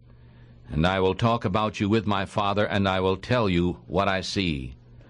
And Jonathan spoke good of David to Saul his father, and said to him, "Do not let the king sin against his servant, against David, because he has not sinned against you, and because his works have been very good toward you. For he took his life in his hand and killed the Philistine, and the Lord worked out a great salvation for all of Israel. You saw it, and you rejoiced. Why then will you sin against innocent blood, to kill David without a cause?" And Saul listened to the voice of Jonathan, and Saul swore, "As the Lord lives, he shall not be killed." And Jonathan called David, and Jonathan showed him all these things. And Jonathan brought David to Saul, and he was in his presence, as in times past. And there was war again, and David went out and fought with the Philistines, and killed them with a great slaughter, and they fled from him. And the evil spirit from the Lord was upon Saul as he sat in his house with his javelin in his hand. And David played with his hand. And Saul thought to strike David even to the wall with a javelin. But he slipped away out of Saul's presence, and he struck the javelin into the wall. And David ran and escaped that night. Saul also sent messengers to David's house to watch him and to kill him in the morning. And David's wife Michal told him, saying, "If you do not save your life tonight, tomorrow you shall be killed."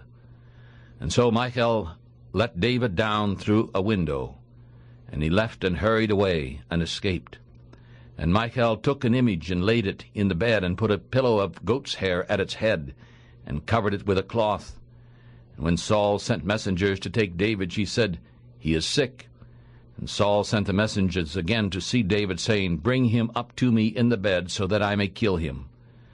And when the messengers had come in, behold, there was an image in the bed, with a pillow of goat's hair at its head. And Saul said to Michal, "Why have you deceived me so, and sent away my enemy, so that he has escaped?" And Michal answered Saul, "He said to me, 'Let me go. Why should I kill you?'" And so David fled and escaped, and came to Samuel in Ramah, and told him all that Saul had done to him. And he and Samuel went and lived in Naioth, and was told Saul, saying, "Behold, David is at Naioth in Ramah." And Saul sent messengers to take David, and when they saw the company of the prophets prophesying, and Samuel standing as appointed over them, the Spirit of God was upon the messengers of Saul, and they also prophesied. And when it was told Saul, he sent other messengers, and they prophesied likewise. And Saul sent messengers again the third time, and they prophesied also. Then he also went to Ramah, and came to a great wall that is in Sechu. And he asked and said, "Where are Samuel and David?" And one said, "Behold, they are at Naioth in Ramah." And he went there to Naioth in Ramah, and the Spirit of God was upon him also.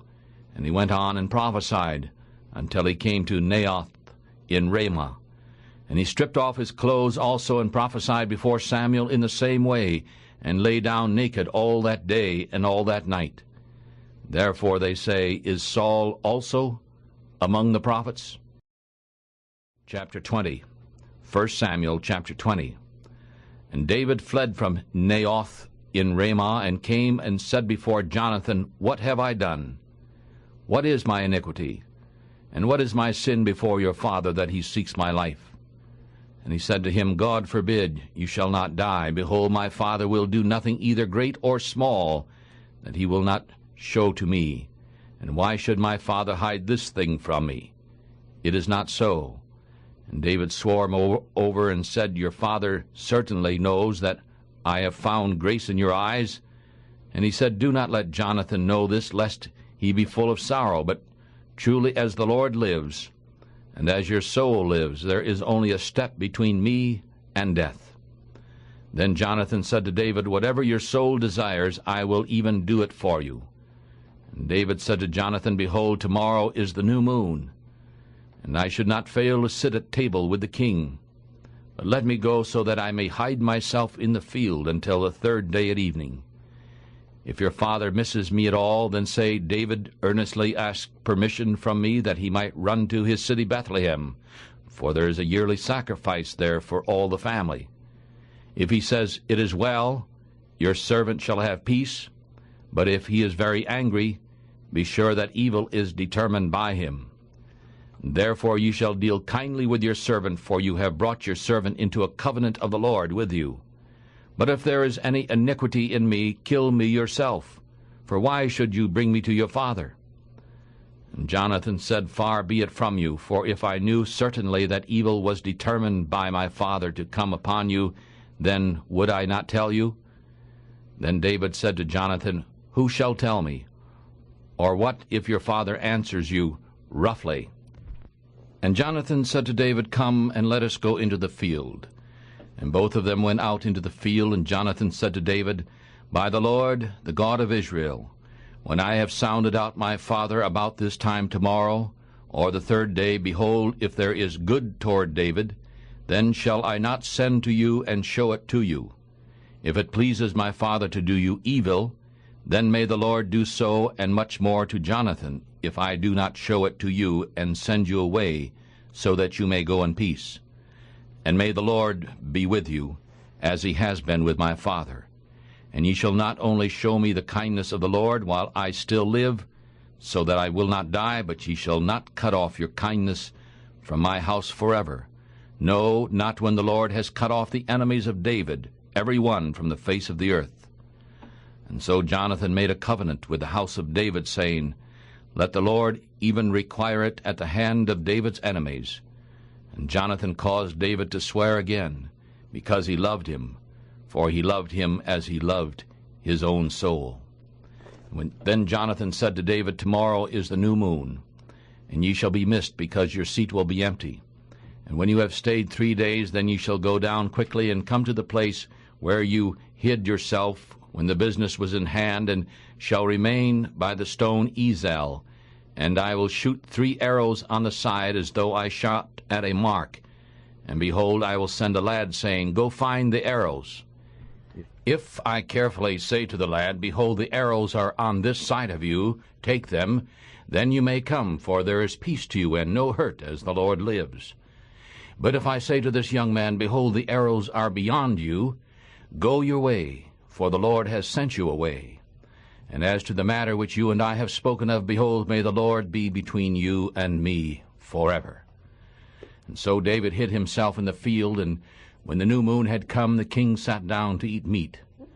And the king sat upon his seat, as at other times, upon a seat by the wall. And Jonathan arose, and Abner sat by Saul's side, and David's place was empty.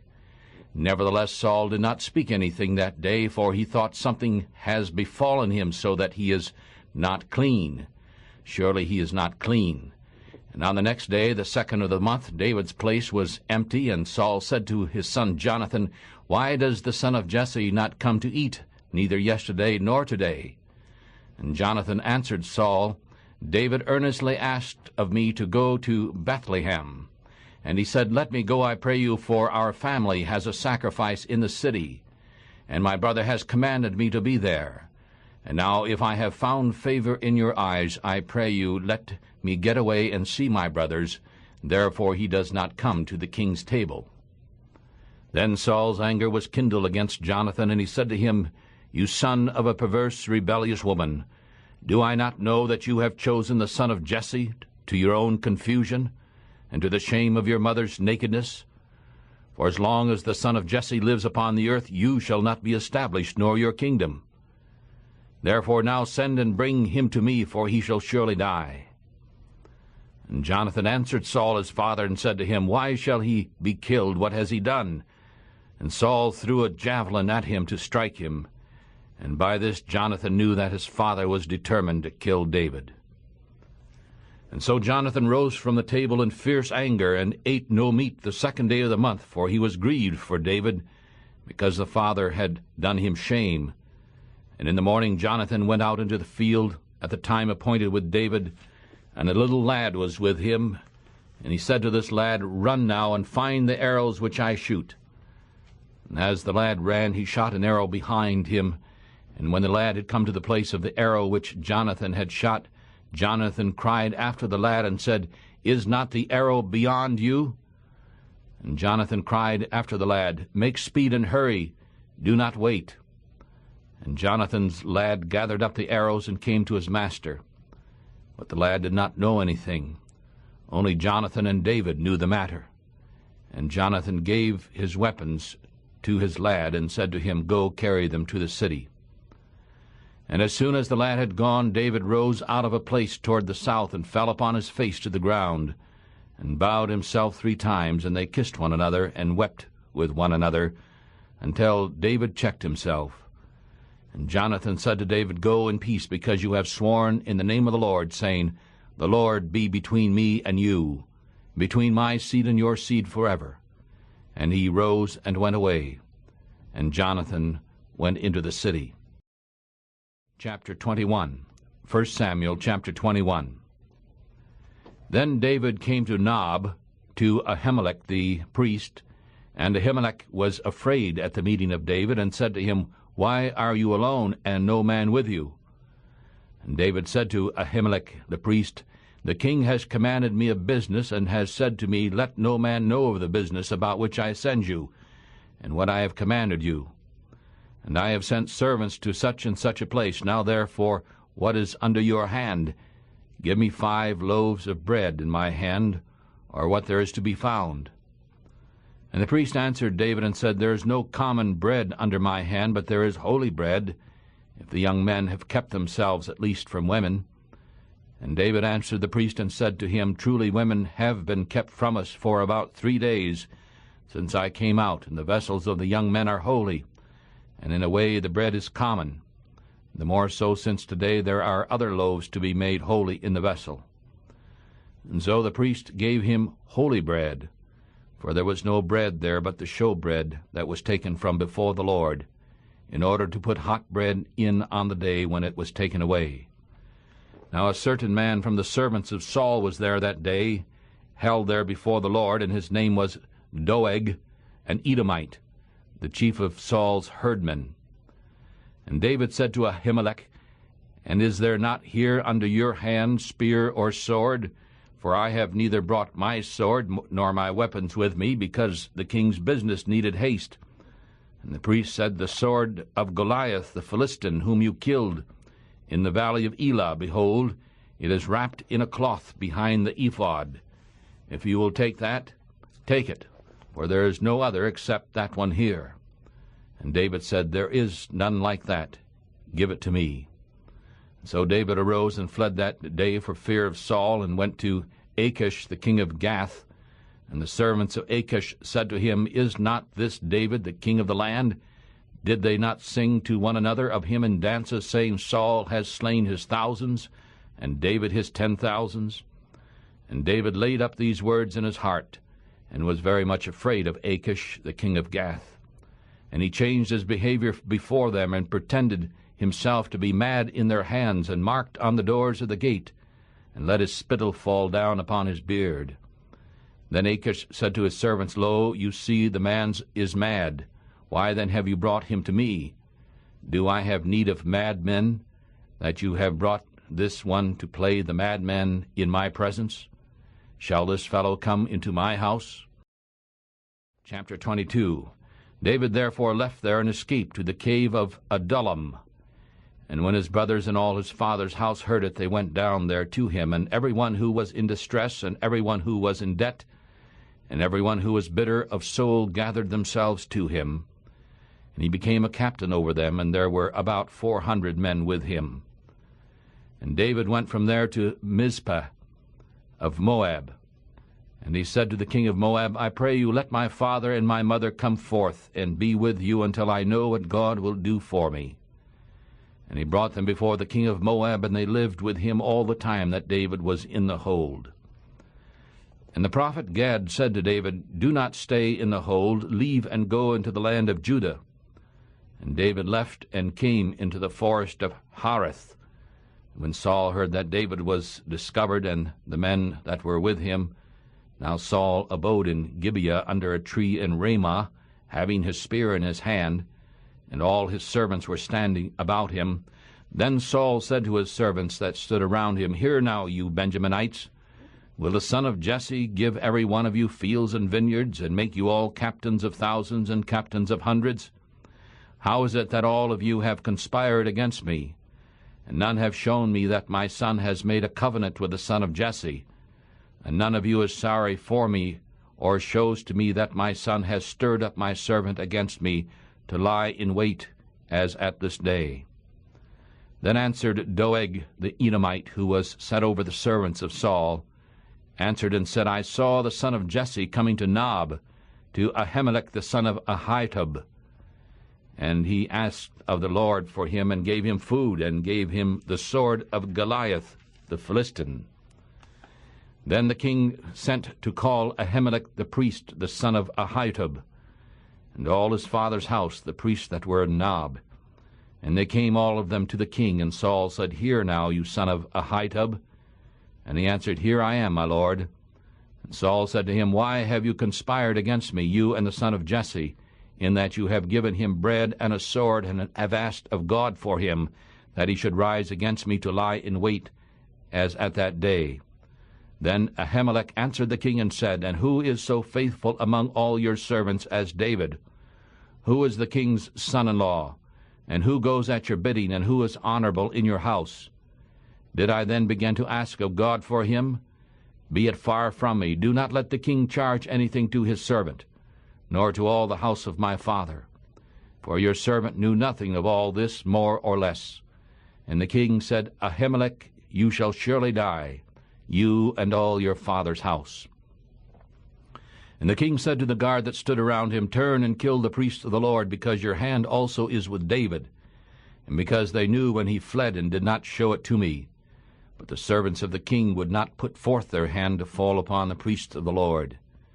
And the king said to Doeg, You turn and fall upon the priests. And Doeg the Edomite turned, and he fell upon the priest, and on that day he killed 85 persons who wore a linen ephod. And he struck Nob, the city of the priest, with the edge of the sword, both men and women, children and babes, and oxen and asses, and sheep with the edge of the sword. And one of the sons of Ahimelech, the son of Ahitub, named Abiathar, escaped, and fled after David. And Abiathar showed David that Saul had slain the Lord's priests. And David said to Abiathar, I knew that day, when Doeg the Edomite was there, that he would surely tell Saul, I have caused the death of all the persons of your father's house. You stay with me, and do not fear, for he who seeks my life seeks your life. But you shall be in safekeeping with me. 1 Samuel chapter 23. Then they told David, saying, Behold, the Philistines fight against Keilah, and they rob the threshing floors. Therefore David asked of the Lord, saying, Shall I go and strike these Philistines? And the Lord said to David, Go and strike the Philistines, and save Keilah. And David's men said to him, Behold, we are afraid here in Judah. How much more than if we come to Keilah against the armies of the Philistines? Then David inquired of the Lord still again, and the Lord answered him and said, Arise, go down to Keilah, for I will deliver the Philistines into your hand. And so David and his men went to Keilah and fought with the Philistines, and they brought away their cattle and struck them with a great slaughter. And so David saved the people of Keilah. And when Abiathar the son of Ahimelech fled to David to Keilah, he came down with an ephod in his hand. And it was told Saul that David had come to Keilah. And Saul said, God has delivered him into my hands, for he is shut in by entering into a town that has gates and bars. And Saul called all the people together to war, to go down to Keilah to besiege David and his men. And David knew that Saul secretly planned evil against him, and he said to Abiathar the priest, Bring the ephod here. Then David said, O Lord God of Israel, thy servant has surely heard that Saul seeks to come to Keilah, to destroy the city for my sake. Will the men of Keilah deliver me up into his hand? Will Saul come down, as thy servant has heard? O Lord God of Israel, I beg of thee, tell thy servant. And the Lord said, He will come down. Then David said, Will the men of Keilah deliver me and my men into the hand of Saul? And the Lord said, They will deliver you. Then David and his men, about 600, arose and departed out of Keilah, and went wherever they could go. And it was told to Saul that David had escaped from Keilah. and he did not go forth. And David stayed in the wilderness in strongholds, and remained in a mountain in the wilderness of Ziph. And Saul looked for him every day, but God did not deliver him into his hand. And David saw that Saul had come out to seek his life, and David was in the wilderness of Ziph, in a woods. And Jonathan, Saul's son, arose and went to David into the woods, and strengthened his hand in God. And he said to him, Do not fear, for the hand of Saul my father shall not find you. And you shall be king over Israel, and I shall be next to you. And my father Saul knows that also. And the two of them made a covenant before the Lord, and David stayed in the woods, and Jonathan went to his house. Then the men of Ziph came up to Saul to Gibeah, saying, Does not David hide himself with us in strongholds in the woods, in the hill of Hakala, which is in the south of Jeshimon? Now therefore, O king, come down according to all the desire of your soul to come down. And our part is to deliver him into the king's hands. And Saul said, Blessed are you from the Lord, for you have pity on me. I pray you, go prepare still more, and know and see the place where his foot is, and who has seen him there. For I am told that he deals very wisely. Watch therefore, and take knowledge of all the lurking places where he hides himself, and then come to me again with a certainty. And I will go with you, and if he is in the land, I will search him out throughout all the thousands of Judah. And they arose and went to Ziph before Saul, but David and his men were in the wilderness of Maon, in the plain of the south of Jeshimon. Saul and his men went also to look for him, and they told David. Therefore he came down from the rock and stayed in the wilderness of Maon. When Saul heard, he followed after David in the wilderness of Maon, and Saul went on this side of the mountain, and David and his men on that side of the mountain. And David hurried to get away for fear of Saul, for Saul and his men surrounded David and all his men round about to take them. But there came a messenger to Saul, saying, Hurry and come, for the Philistines have invaded the land. Therefore Saul returned from pursuing after David, and went against the Philistines. Therefore they call that place Silaham Malikoth. And David went up from there and lived in strongholds in En-gedi. 1 Samuel chapter 24. And when Saul had returned from following the Philistines, it was told him, saying, Behold, David is in the wilderness of En-gedi. Then Saul took 3,000 chosen men out of all of Israel, and went to seek David and his men upon the rocks of the wild goats. And he came to the sheepcotes by the way, where there was a cave, and Saul went in to cover his feet. And David and his men remained inside of the cave. And the men of David said to him, Behold, this is the day of which the Lord said to you, Behold, I will deliver your enemy into your hand, so that you may do to him as it shall seem good to you. Then David arose and cut off the skirt of Saul's robe secretly. And afterward David's heart struck him, because he had cut off Saul's skirt. And he said to his men, The Lord forbid that I should do this thing unto my master, the Lord's anointed, to stretch forth my hand against him, since he is the anointed of the Lord. And so David cut off his servants with these words, and did not allow them to rise against Saul. But Saul rose up out of the cave and went on his way. And David also rose afterward and went out of the cave, and cried after Saul, saying, My lord, the king. And when Saul looked behind him, David stooped with his face to the earth, and bowed himself. And David said to Saul, Why do you hear man's words, saying, Behold, David seeks your hurt? Behold, your eyes have seen this day how the Lord has delivered you today into my hand in the cave. And some urged me to kill you, but my eye spared you, and I said, I will not put forth my hand against my Lord, for he is the Lord's anointed.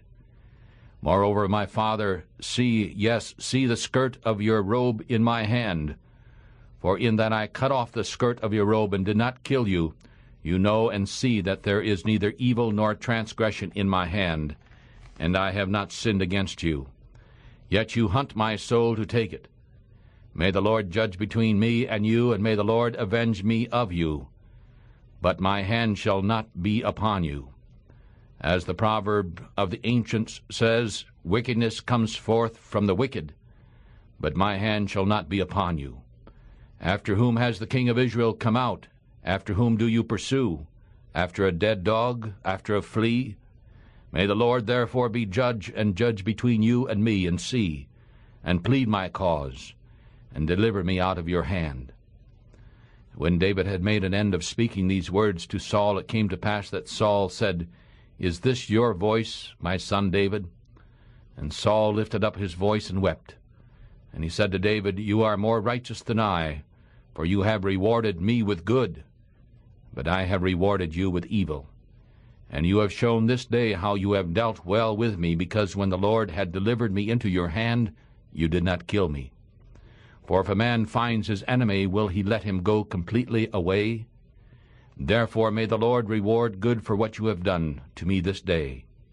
And now, behold, I know well that you shall surely be king, and that the kingdom of Israel shall be established in your hand.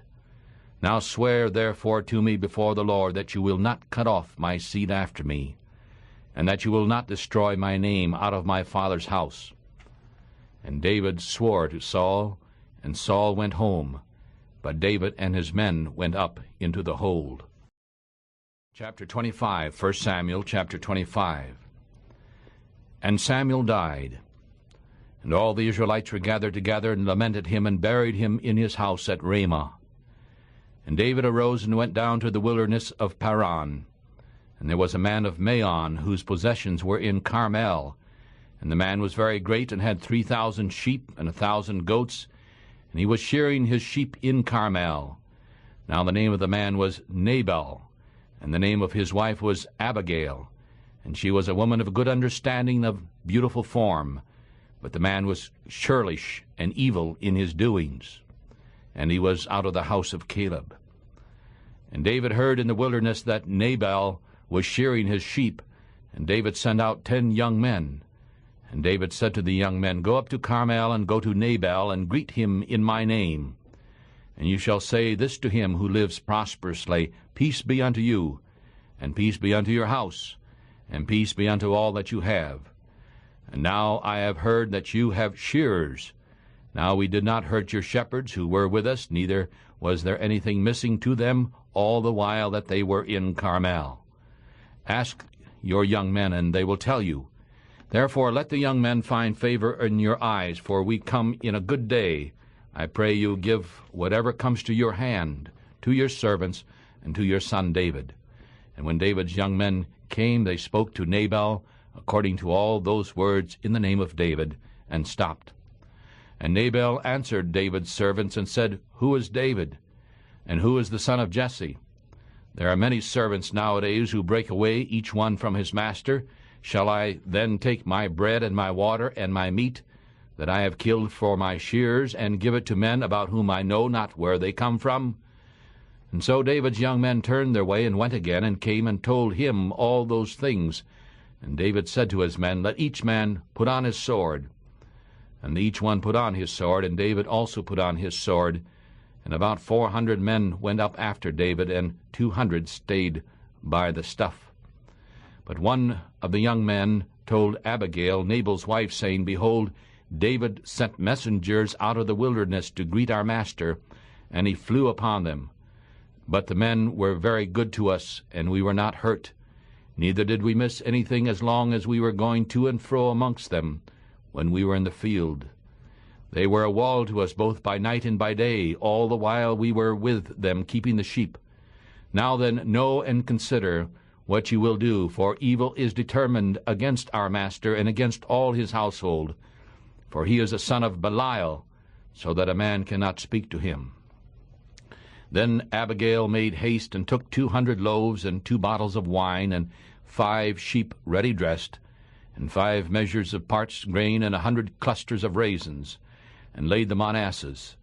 And she said to her servants, Go on before me, behold, I am coming after you. But she did not tell her husband Nabal. And it was so, as she rode on the ass, that she came down under cover of the mountain, and behold, David and his men came down across from her, and she met them. Now David had said, Surely in vain I have kept all this fellow that he has in the wilderness, so that nothing was missed of all that belonged to him, and he has requited me evil for good.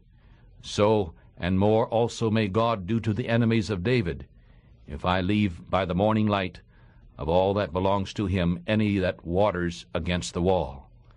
And when Abigail saw David, she hurried and dismounted from the ass, and fell before David on her face, and bowed herself to the ground. And she fell at his feet, and said, Upon me, my lord, upon me let this iniquity be. And I pray you, let your handmaid speak in your ears, and hear the words of your handmaid. I pray you, do not let my lord regard this man of Belial, Nabal. For as his name is, so is he. Nabal is his name, and foolishness is with him. But your handmaid did not see the young men of my lord whom you sent. Now therefore, my lord, as the Lord lives, and as your soul lives, since the Lord has withheld you from coming to shed blood, and from avenging yourself with your own hand, now let your enemies, and those that seek to do evil to my lord, be as Nabal. Now this present which your handmaid has brought to my lord, let it even be given to the young men who follow my lord. I beg you to forgive the trespass of your handmaid, for the Lord will certainly make a sure house for my lord, because my lord fights the battles of the Lord, and evil has not been found in you all your days. Yet a man has risen to pursue you and to seek your soul, but the soul of my lord shall be bound in the bundle of life with the Lord your God. And the souls of your enemies, them shall he sling out, as out of the middle of a sling. And when the Lord has done to my lord according to all the good that he has spoken concerning you, and shall have made you ruler over Israel, this shall be no stumbling to you, nor offense of heart to my lord, either that you have shed blood without cause, or that my lord has avenged himself. But when the Lord shall have dealt well with my lord, then remember your handmaid. And David said to Abigail, Blessed be the Lord God of Israel, who sent you this day to meet me. And blessed is your advice, and blessed are you who have kept me from coming this day to shed blood, and from avenging myself of my own hand. For truly as the Lord God of Israel lives, who has kept me back from hurting you, unless you had hurried and come to meet me, surely there would not have been left to Nabal by the morning light any that waters against the wall. And so David received from her hand that which she had brought him, and said to her, Go up in peace to your house. See, I have listened to your voice, and have accepted your person. And Abigail came to Nabal, and behold, he held a feast in his house, like the feast of a king. And Nabal's heart was merry within him, for he was very drunk. And therefore she did not tell him anything more or less until the morning light. But in the morning, when the wine had gone out of Nabal, and his wife had told him these things, his heart died within him, and he became like a stone. And about 10 days afterward the Lord struck Nabal, so that he died. And when David heard that Nabal was dead, he said, Blessed is the Lord, who has pleaded the cause of my reproach from the hand of Nabal, and has kept his servant from evil. For the Lord has returned the wickedness of Nabal upon his own head. And David sent and spoke with Abigail to make her to him for a wife. And when the servants of David had come to Abigail at Carmel, they spoke to her, saying, David sent us to you to take you to him for a wife. And she arose and bowed herself on the face of the earth, and said, Behold, let your handmaid be a servant to wash the feet of the servants of my lord. And Abigail hurried and arose, and rode upon an ass with 5 of her maidens who went after her. And she followed the messengers of David, and became his wife. And David also took Ahinoam of Jezreel, and they were also both of them his wives. But Saul had given his daughter Michal, David's wife, to Phalti, the son of Laish, who was of Galim. Chapter 26. 1 Samuel chapter 26. And the Ziphites came to Saul at Gibeah, saying, Does not David hide himself in the hill of Hachilah, which is before Jeshimon? Then Saul arose and went down to the wilderness of Ziph to seek David in the wilderness of Ziph, having 3,000 chosen men of Israel with him. And Saul pitched in the hill of Hachilah, which is before Jeshimon, by the way. But David stayed in the wilderness, and he saw that Saul came after him into the wilderness. Then David sent out spies and knew that Saul had come indeed. And David arose and came to the place where Saul had pitched. And David looked at the place where Saul lay, and upon Abner the son of Ner, the captain of his army. And Saul lay in the trench with the people pitched around him. Then David answered and said to Ahimelech the Hittite, and to Abishai the son of Zeruiah, the brother of Joab, saying, Who will go down with me to the camp unto Saul? And Abishai said, I will go down with you. So David and Abishai came to the people by night, and behold, Saul lay sleeping in the tent, and his spear stuck in the ground at his head. But Abner and the people lay around him. Then Abishai said to David, God has shut up your enemy unto your hand this day. Now therefore I pray you, let me strike him with a spear, even to the earth at once, and I will not strike the second time.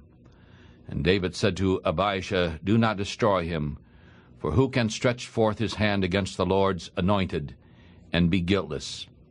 And David said furthermore, As the Lord lives, the Lord shall strike him, or his day shall come to die, or he shall go down to battle and perish.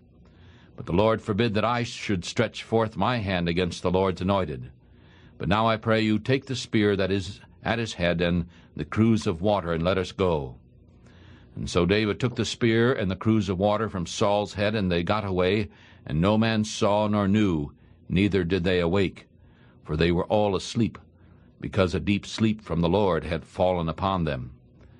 Then David went over to the other side, and stood on the top of a hill afar off, a great space between them. And David cried to the people and to Abner the son of Ner, saying, Do you not answer, Abner? And Abner answered and said, Who are you that cries to the king? And David said to Abner, Are you not a man? And who is like you in Israel? Why then have you not kept your lord the king? For there came one of the people in to destroy your lord the king. This thing that you have done is not good. As the Lord lives, because you have not kept your master, the Lord's anointed, you are worthy to die. And now see where the king's spear is, and the cruse of water that was at his head. And Saul knew David's voice, and said, Is this your voice, my son David? And David said, It is my voice, my lord, O king. And he said, Why does my lord pursue after his servant this way? For what have I done, or what evil is in my hand? Now therefore I pray you, let my lord the king hear the words of his servant. If the Lord has stirred you up against me, let him accept an offering. But if it is the children of men, they are cursed before the Lord. For they have driven me out today from living within the inheritance of the Lord, saying, Go serve other gods.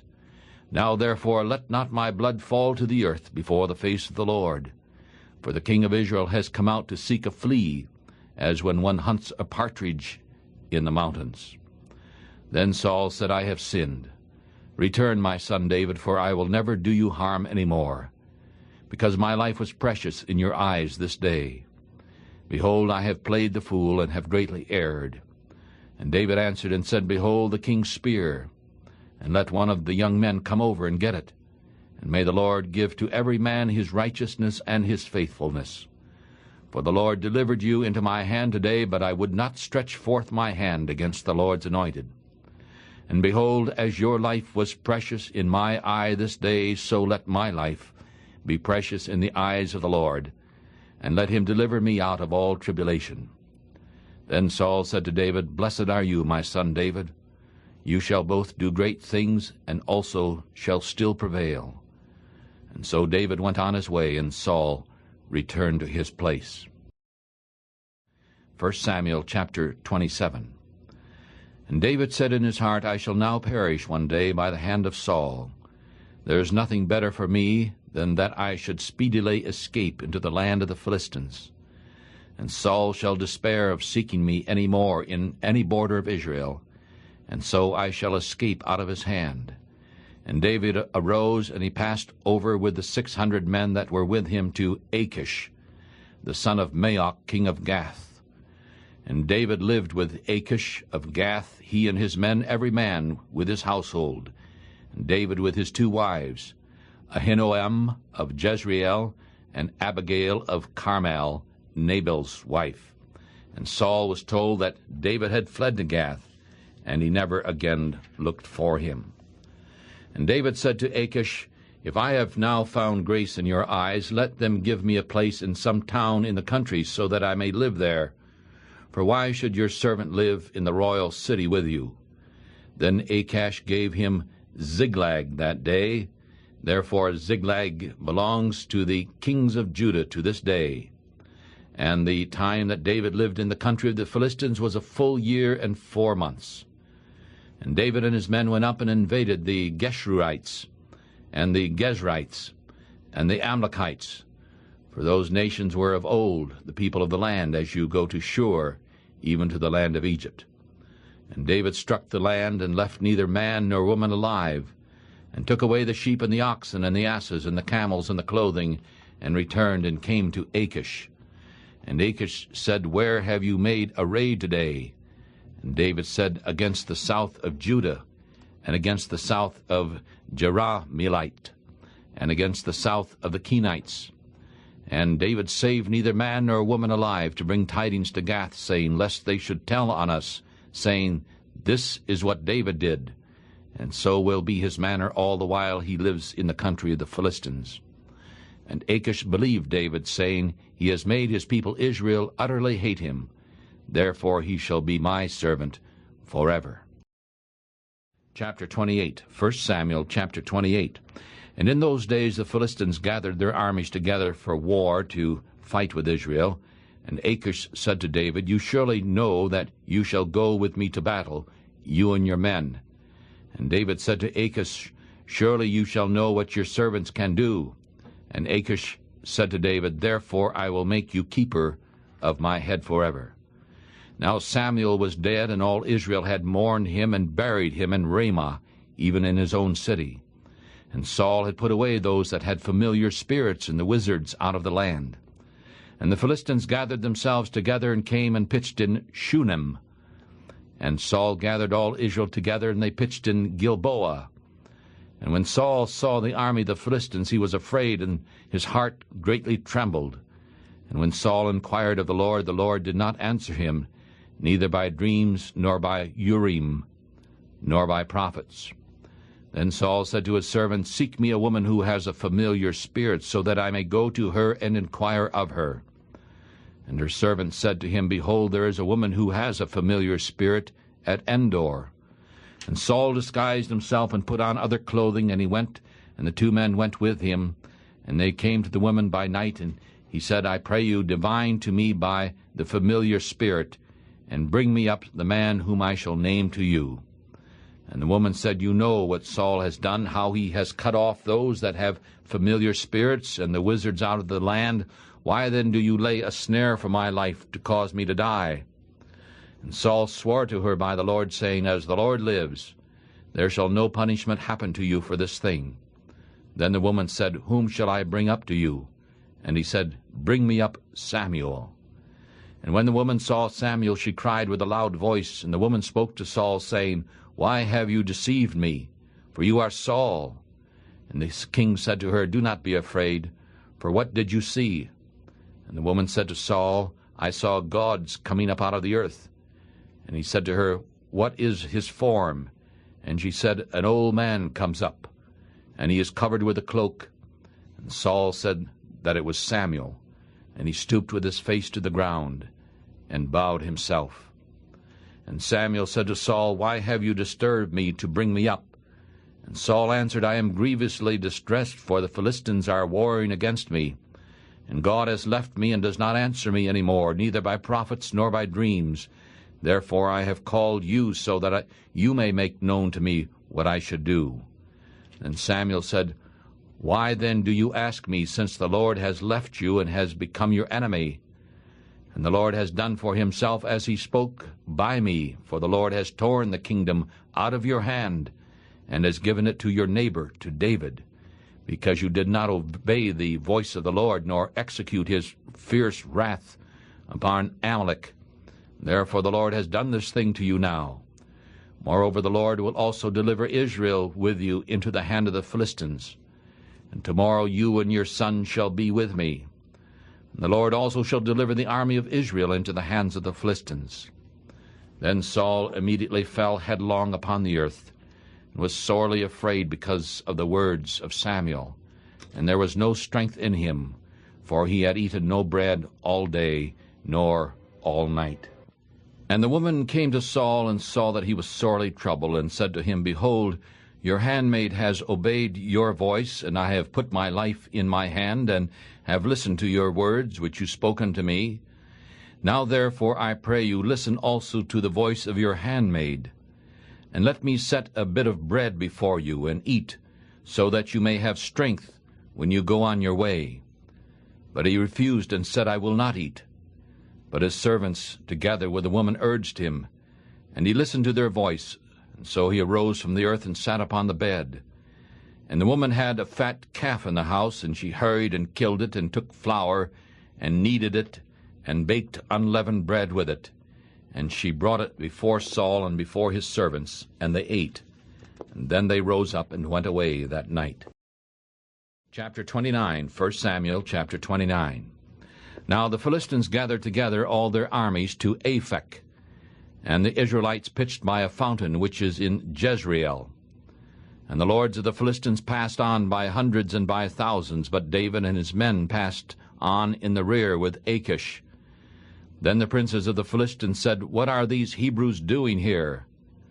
And Achish said to the princes of the Philistines, Is not this David, the servant of Saul, the king of Israel, who has been with me these days, or these years, and I have found no fault in him since he fell to me until this day? And the princes of the Philistines were angry with him, and the princes of the Philistines said to him, Make this fellow return, so that he may go again to his place which you have marked out for him. And do not let him go down with us to battle, lest in the battle he become an enemy to us. For with what should he reconcile himself to his master? Should it not be with the heads of these men? Is not this David of whom they sang to one another in dances, saying, Saul killed his thousands, and David his 10,000s? Then Achish called David and said to him, Surely as the Lord lives, you have been upright, and your going out and your coming in with me in the army is good in my sight. For I have not found evil in you since the day of your coming to me until this day. Nevertheless the lords do not favor you. Therefore return now and go in peace, so that you do not displease the Lord of the Philistines. And David said to Achish, But what have I done? And what have you found in your servant so long as I have been with you to this day, that I may not go fight against the enemies of my lord the king? And Achish answered and said to David, I know that you are good in my sight, like an angel of God, but the princes of the Philistines have said, He shall not go up with us to the battle. Therefore now rise up early in the morning with your master's servants, who have come with you, and as soon as you are up early in the morning and have light, depart. And so David and his men rose up early to leave in the morning, to return into the land of the Philistines. And the Philistines went up to Jezreel. Chapter 30, 1 Samuel, chapter 30. And when David and his men had come to Ziklag on the third day, it came to pass that the Amalekites had invaded the south and Ziklag, and had struck Ziklag, and burned it with fire. And they had taken captive the women who were in it. They did not kill any, either small or great, but carried them away, and went on their way. And so David and his men came to the city, and behold, it was burned with fire. And their wives and their sons and their daughters had been taken captive. Then David and the women who were with him lifted up their voice and wept, until they had no more power to weep. And David's 2 wives had been taken captive, Ahinoam of Jezreel, and Abigail the wife of Nabal of Carmel. And David was greatly distressed, for the people spoke of stoning him, because the soul of all the people was grieved, each one for his sons and for his daughters. But David encouraged himself in the Lord his God. And David said to Abiathar the priest, Abimelech's son, I pray you, bring the ephod here to me. And Abiathar brought the ephod there to David, and David inquired of the Lord, saying, Shall I go after this troop? Shall I overtake them? And he answered him, Go, for you shall surely overtake them, and without fail will recover all. And so David went, he and the 600 men that were with him, and came to the brook Besor, where those who were left behind stayed. But David pursued, he and the 400 men, for 200 stayed behind, who were so faint that they could not go over the brook Besor. And they found an Egyptian in the field, and brought him to David, and gave him bread, and he ate. And they made him drink water, and they gave him a piece of a cake of figs and 2 clusters of raisin. And when he had eaten, his spirit came again to him, for he had not eaten bread nor drunk water for 3 days and 3 nights. And David said to him, To whom do you belong, and where do you come from? And he said, I am a young man of Egypt, servant to all the Amalekites. And my master left me, because 3 days ago I fell sick. We made an invasion upon the south of the Kerethites, and upon that which belongs to Judah, and upon the south of Caleb. And we burned Ziklag with fire. And David said to him, Can you bring me down to this company? And he said, Swear to me by God that you will neither kill me nor deliver me into the hands of my master, and I will bring you down to this company. And when he had brought him down, behold, they were spread abroad upon all the earth, eating and drinking and dancing, because of the great spoil that they had taken out of the land of the Philistines and out of the land of Judah. And David struck them from twilight even until the evening of the next day. And not a man of them escaped, except 400 young men who rode upon camels and fled. And David recovered all that the Amalekites had carried away. And David rescued his 2 wives, and there was nothing lacking to them, neither small nor great, neither sons nor daughters, neither spoil nor anything they had taken unto themselves. David recovered all. And David took all the flocks and the herds which they drove before those other cattle, and he said, This is David's spoil. And David came to the 200 who were so faint that they could not follow David, whom they had made also to stay at the brook Besor, and they went forth to meet David, and to meet the people who were with him. And when David came near to the people, he greeted them. Then all the wicked men and the men of Belial among the men who went with David answered and said, Because they did not go with us, we will not give them anything of the spoil that we have recovered, except to every man his wife and his children, so that they may lead them away and depart. Then David said, My brothers, you shall not do so with that which the Lord has given us. For he has kept us alive, and has delivered into our hand the company that came against us. For who will listen to you in this matter? But as his part is that goes down to the battle, so shall be his part that stays by the stuff.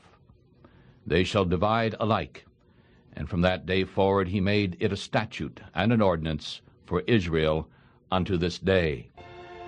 And when David came to Ziklag, he sent some of the spoil to the elders of Judah to his friends, saying, Behold, a present for you from the spoil of the enemies of the Lord, to the ones who were in Bethel, and to the ones who were in South Ramoth, and to the ones who were in Jattir, and to the ones who were in Aroer, and to the ones who were in Siphmoth, and to the ones who were in Eshtemoa, and to the ones who were in Rachel, and to the ones who were in the cities of Jerahmeelites, and to the ones who were in the cities of the Kenites, and also to those who were at Hormah, and to the ones who were in Korashan, and those who were in Athach, and to the ones who were in Hebron, and to all the places where David himself and his men had been among them.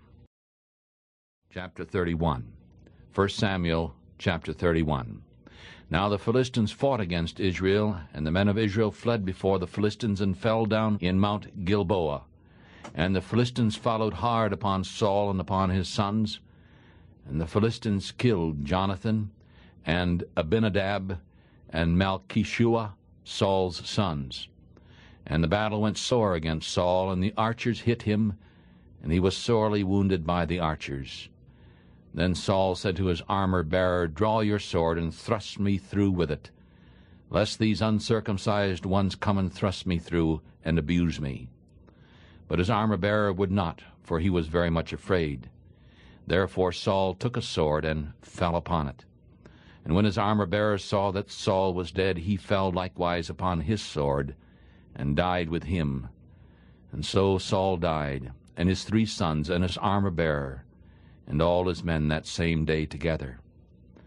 And when the men of Israel who were on the other side of the valley, and those who were on the other side of Jordan, saw that the men of Israel fled, and that Saul and his sons were dead, they abandoned the cities and fled. And the Philistines came and lived in them. And on the next day, when the Philistines came to strip the slain, they found Saul and his 3 sons fallen in Mount Gilboa. And they cut off his head, and stripped off his armor, and sent him into the land of the Philistines all around, to publish it in the house of their idols, and among the people. And they put his armor in the house of Ashtaroth, and they fastened his body to the wall of Bethshan. And when the people of Jabesh and Gilead heard of what the Philistines had done to Saul, all the brave men arose and traveled all night. And they took the body of Saul and the bodies of his sons from the wall of Bethshan, and came to Jabesh, and burned them there. And they took their bones and buried them under a tree at Jabesh, and fasted 7 days.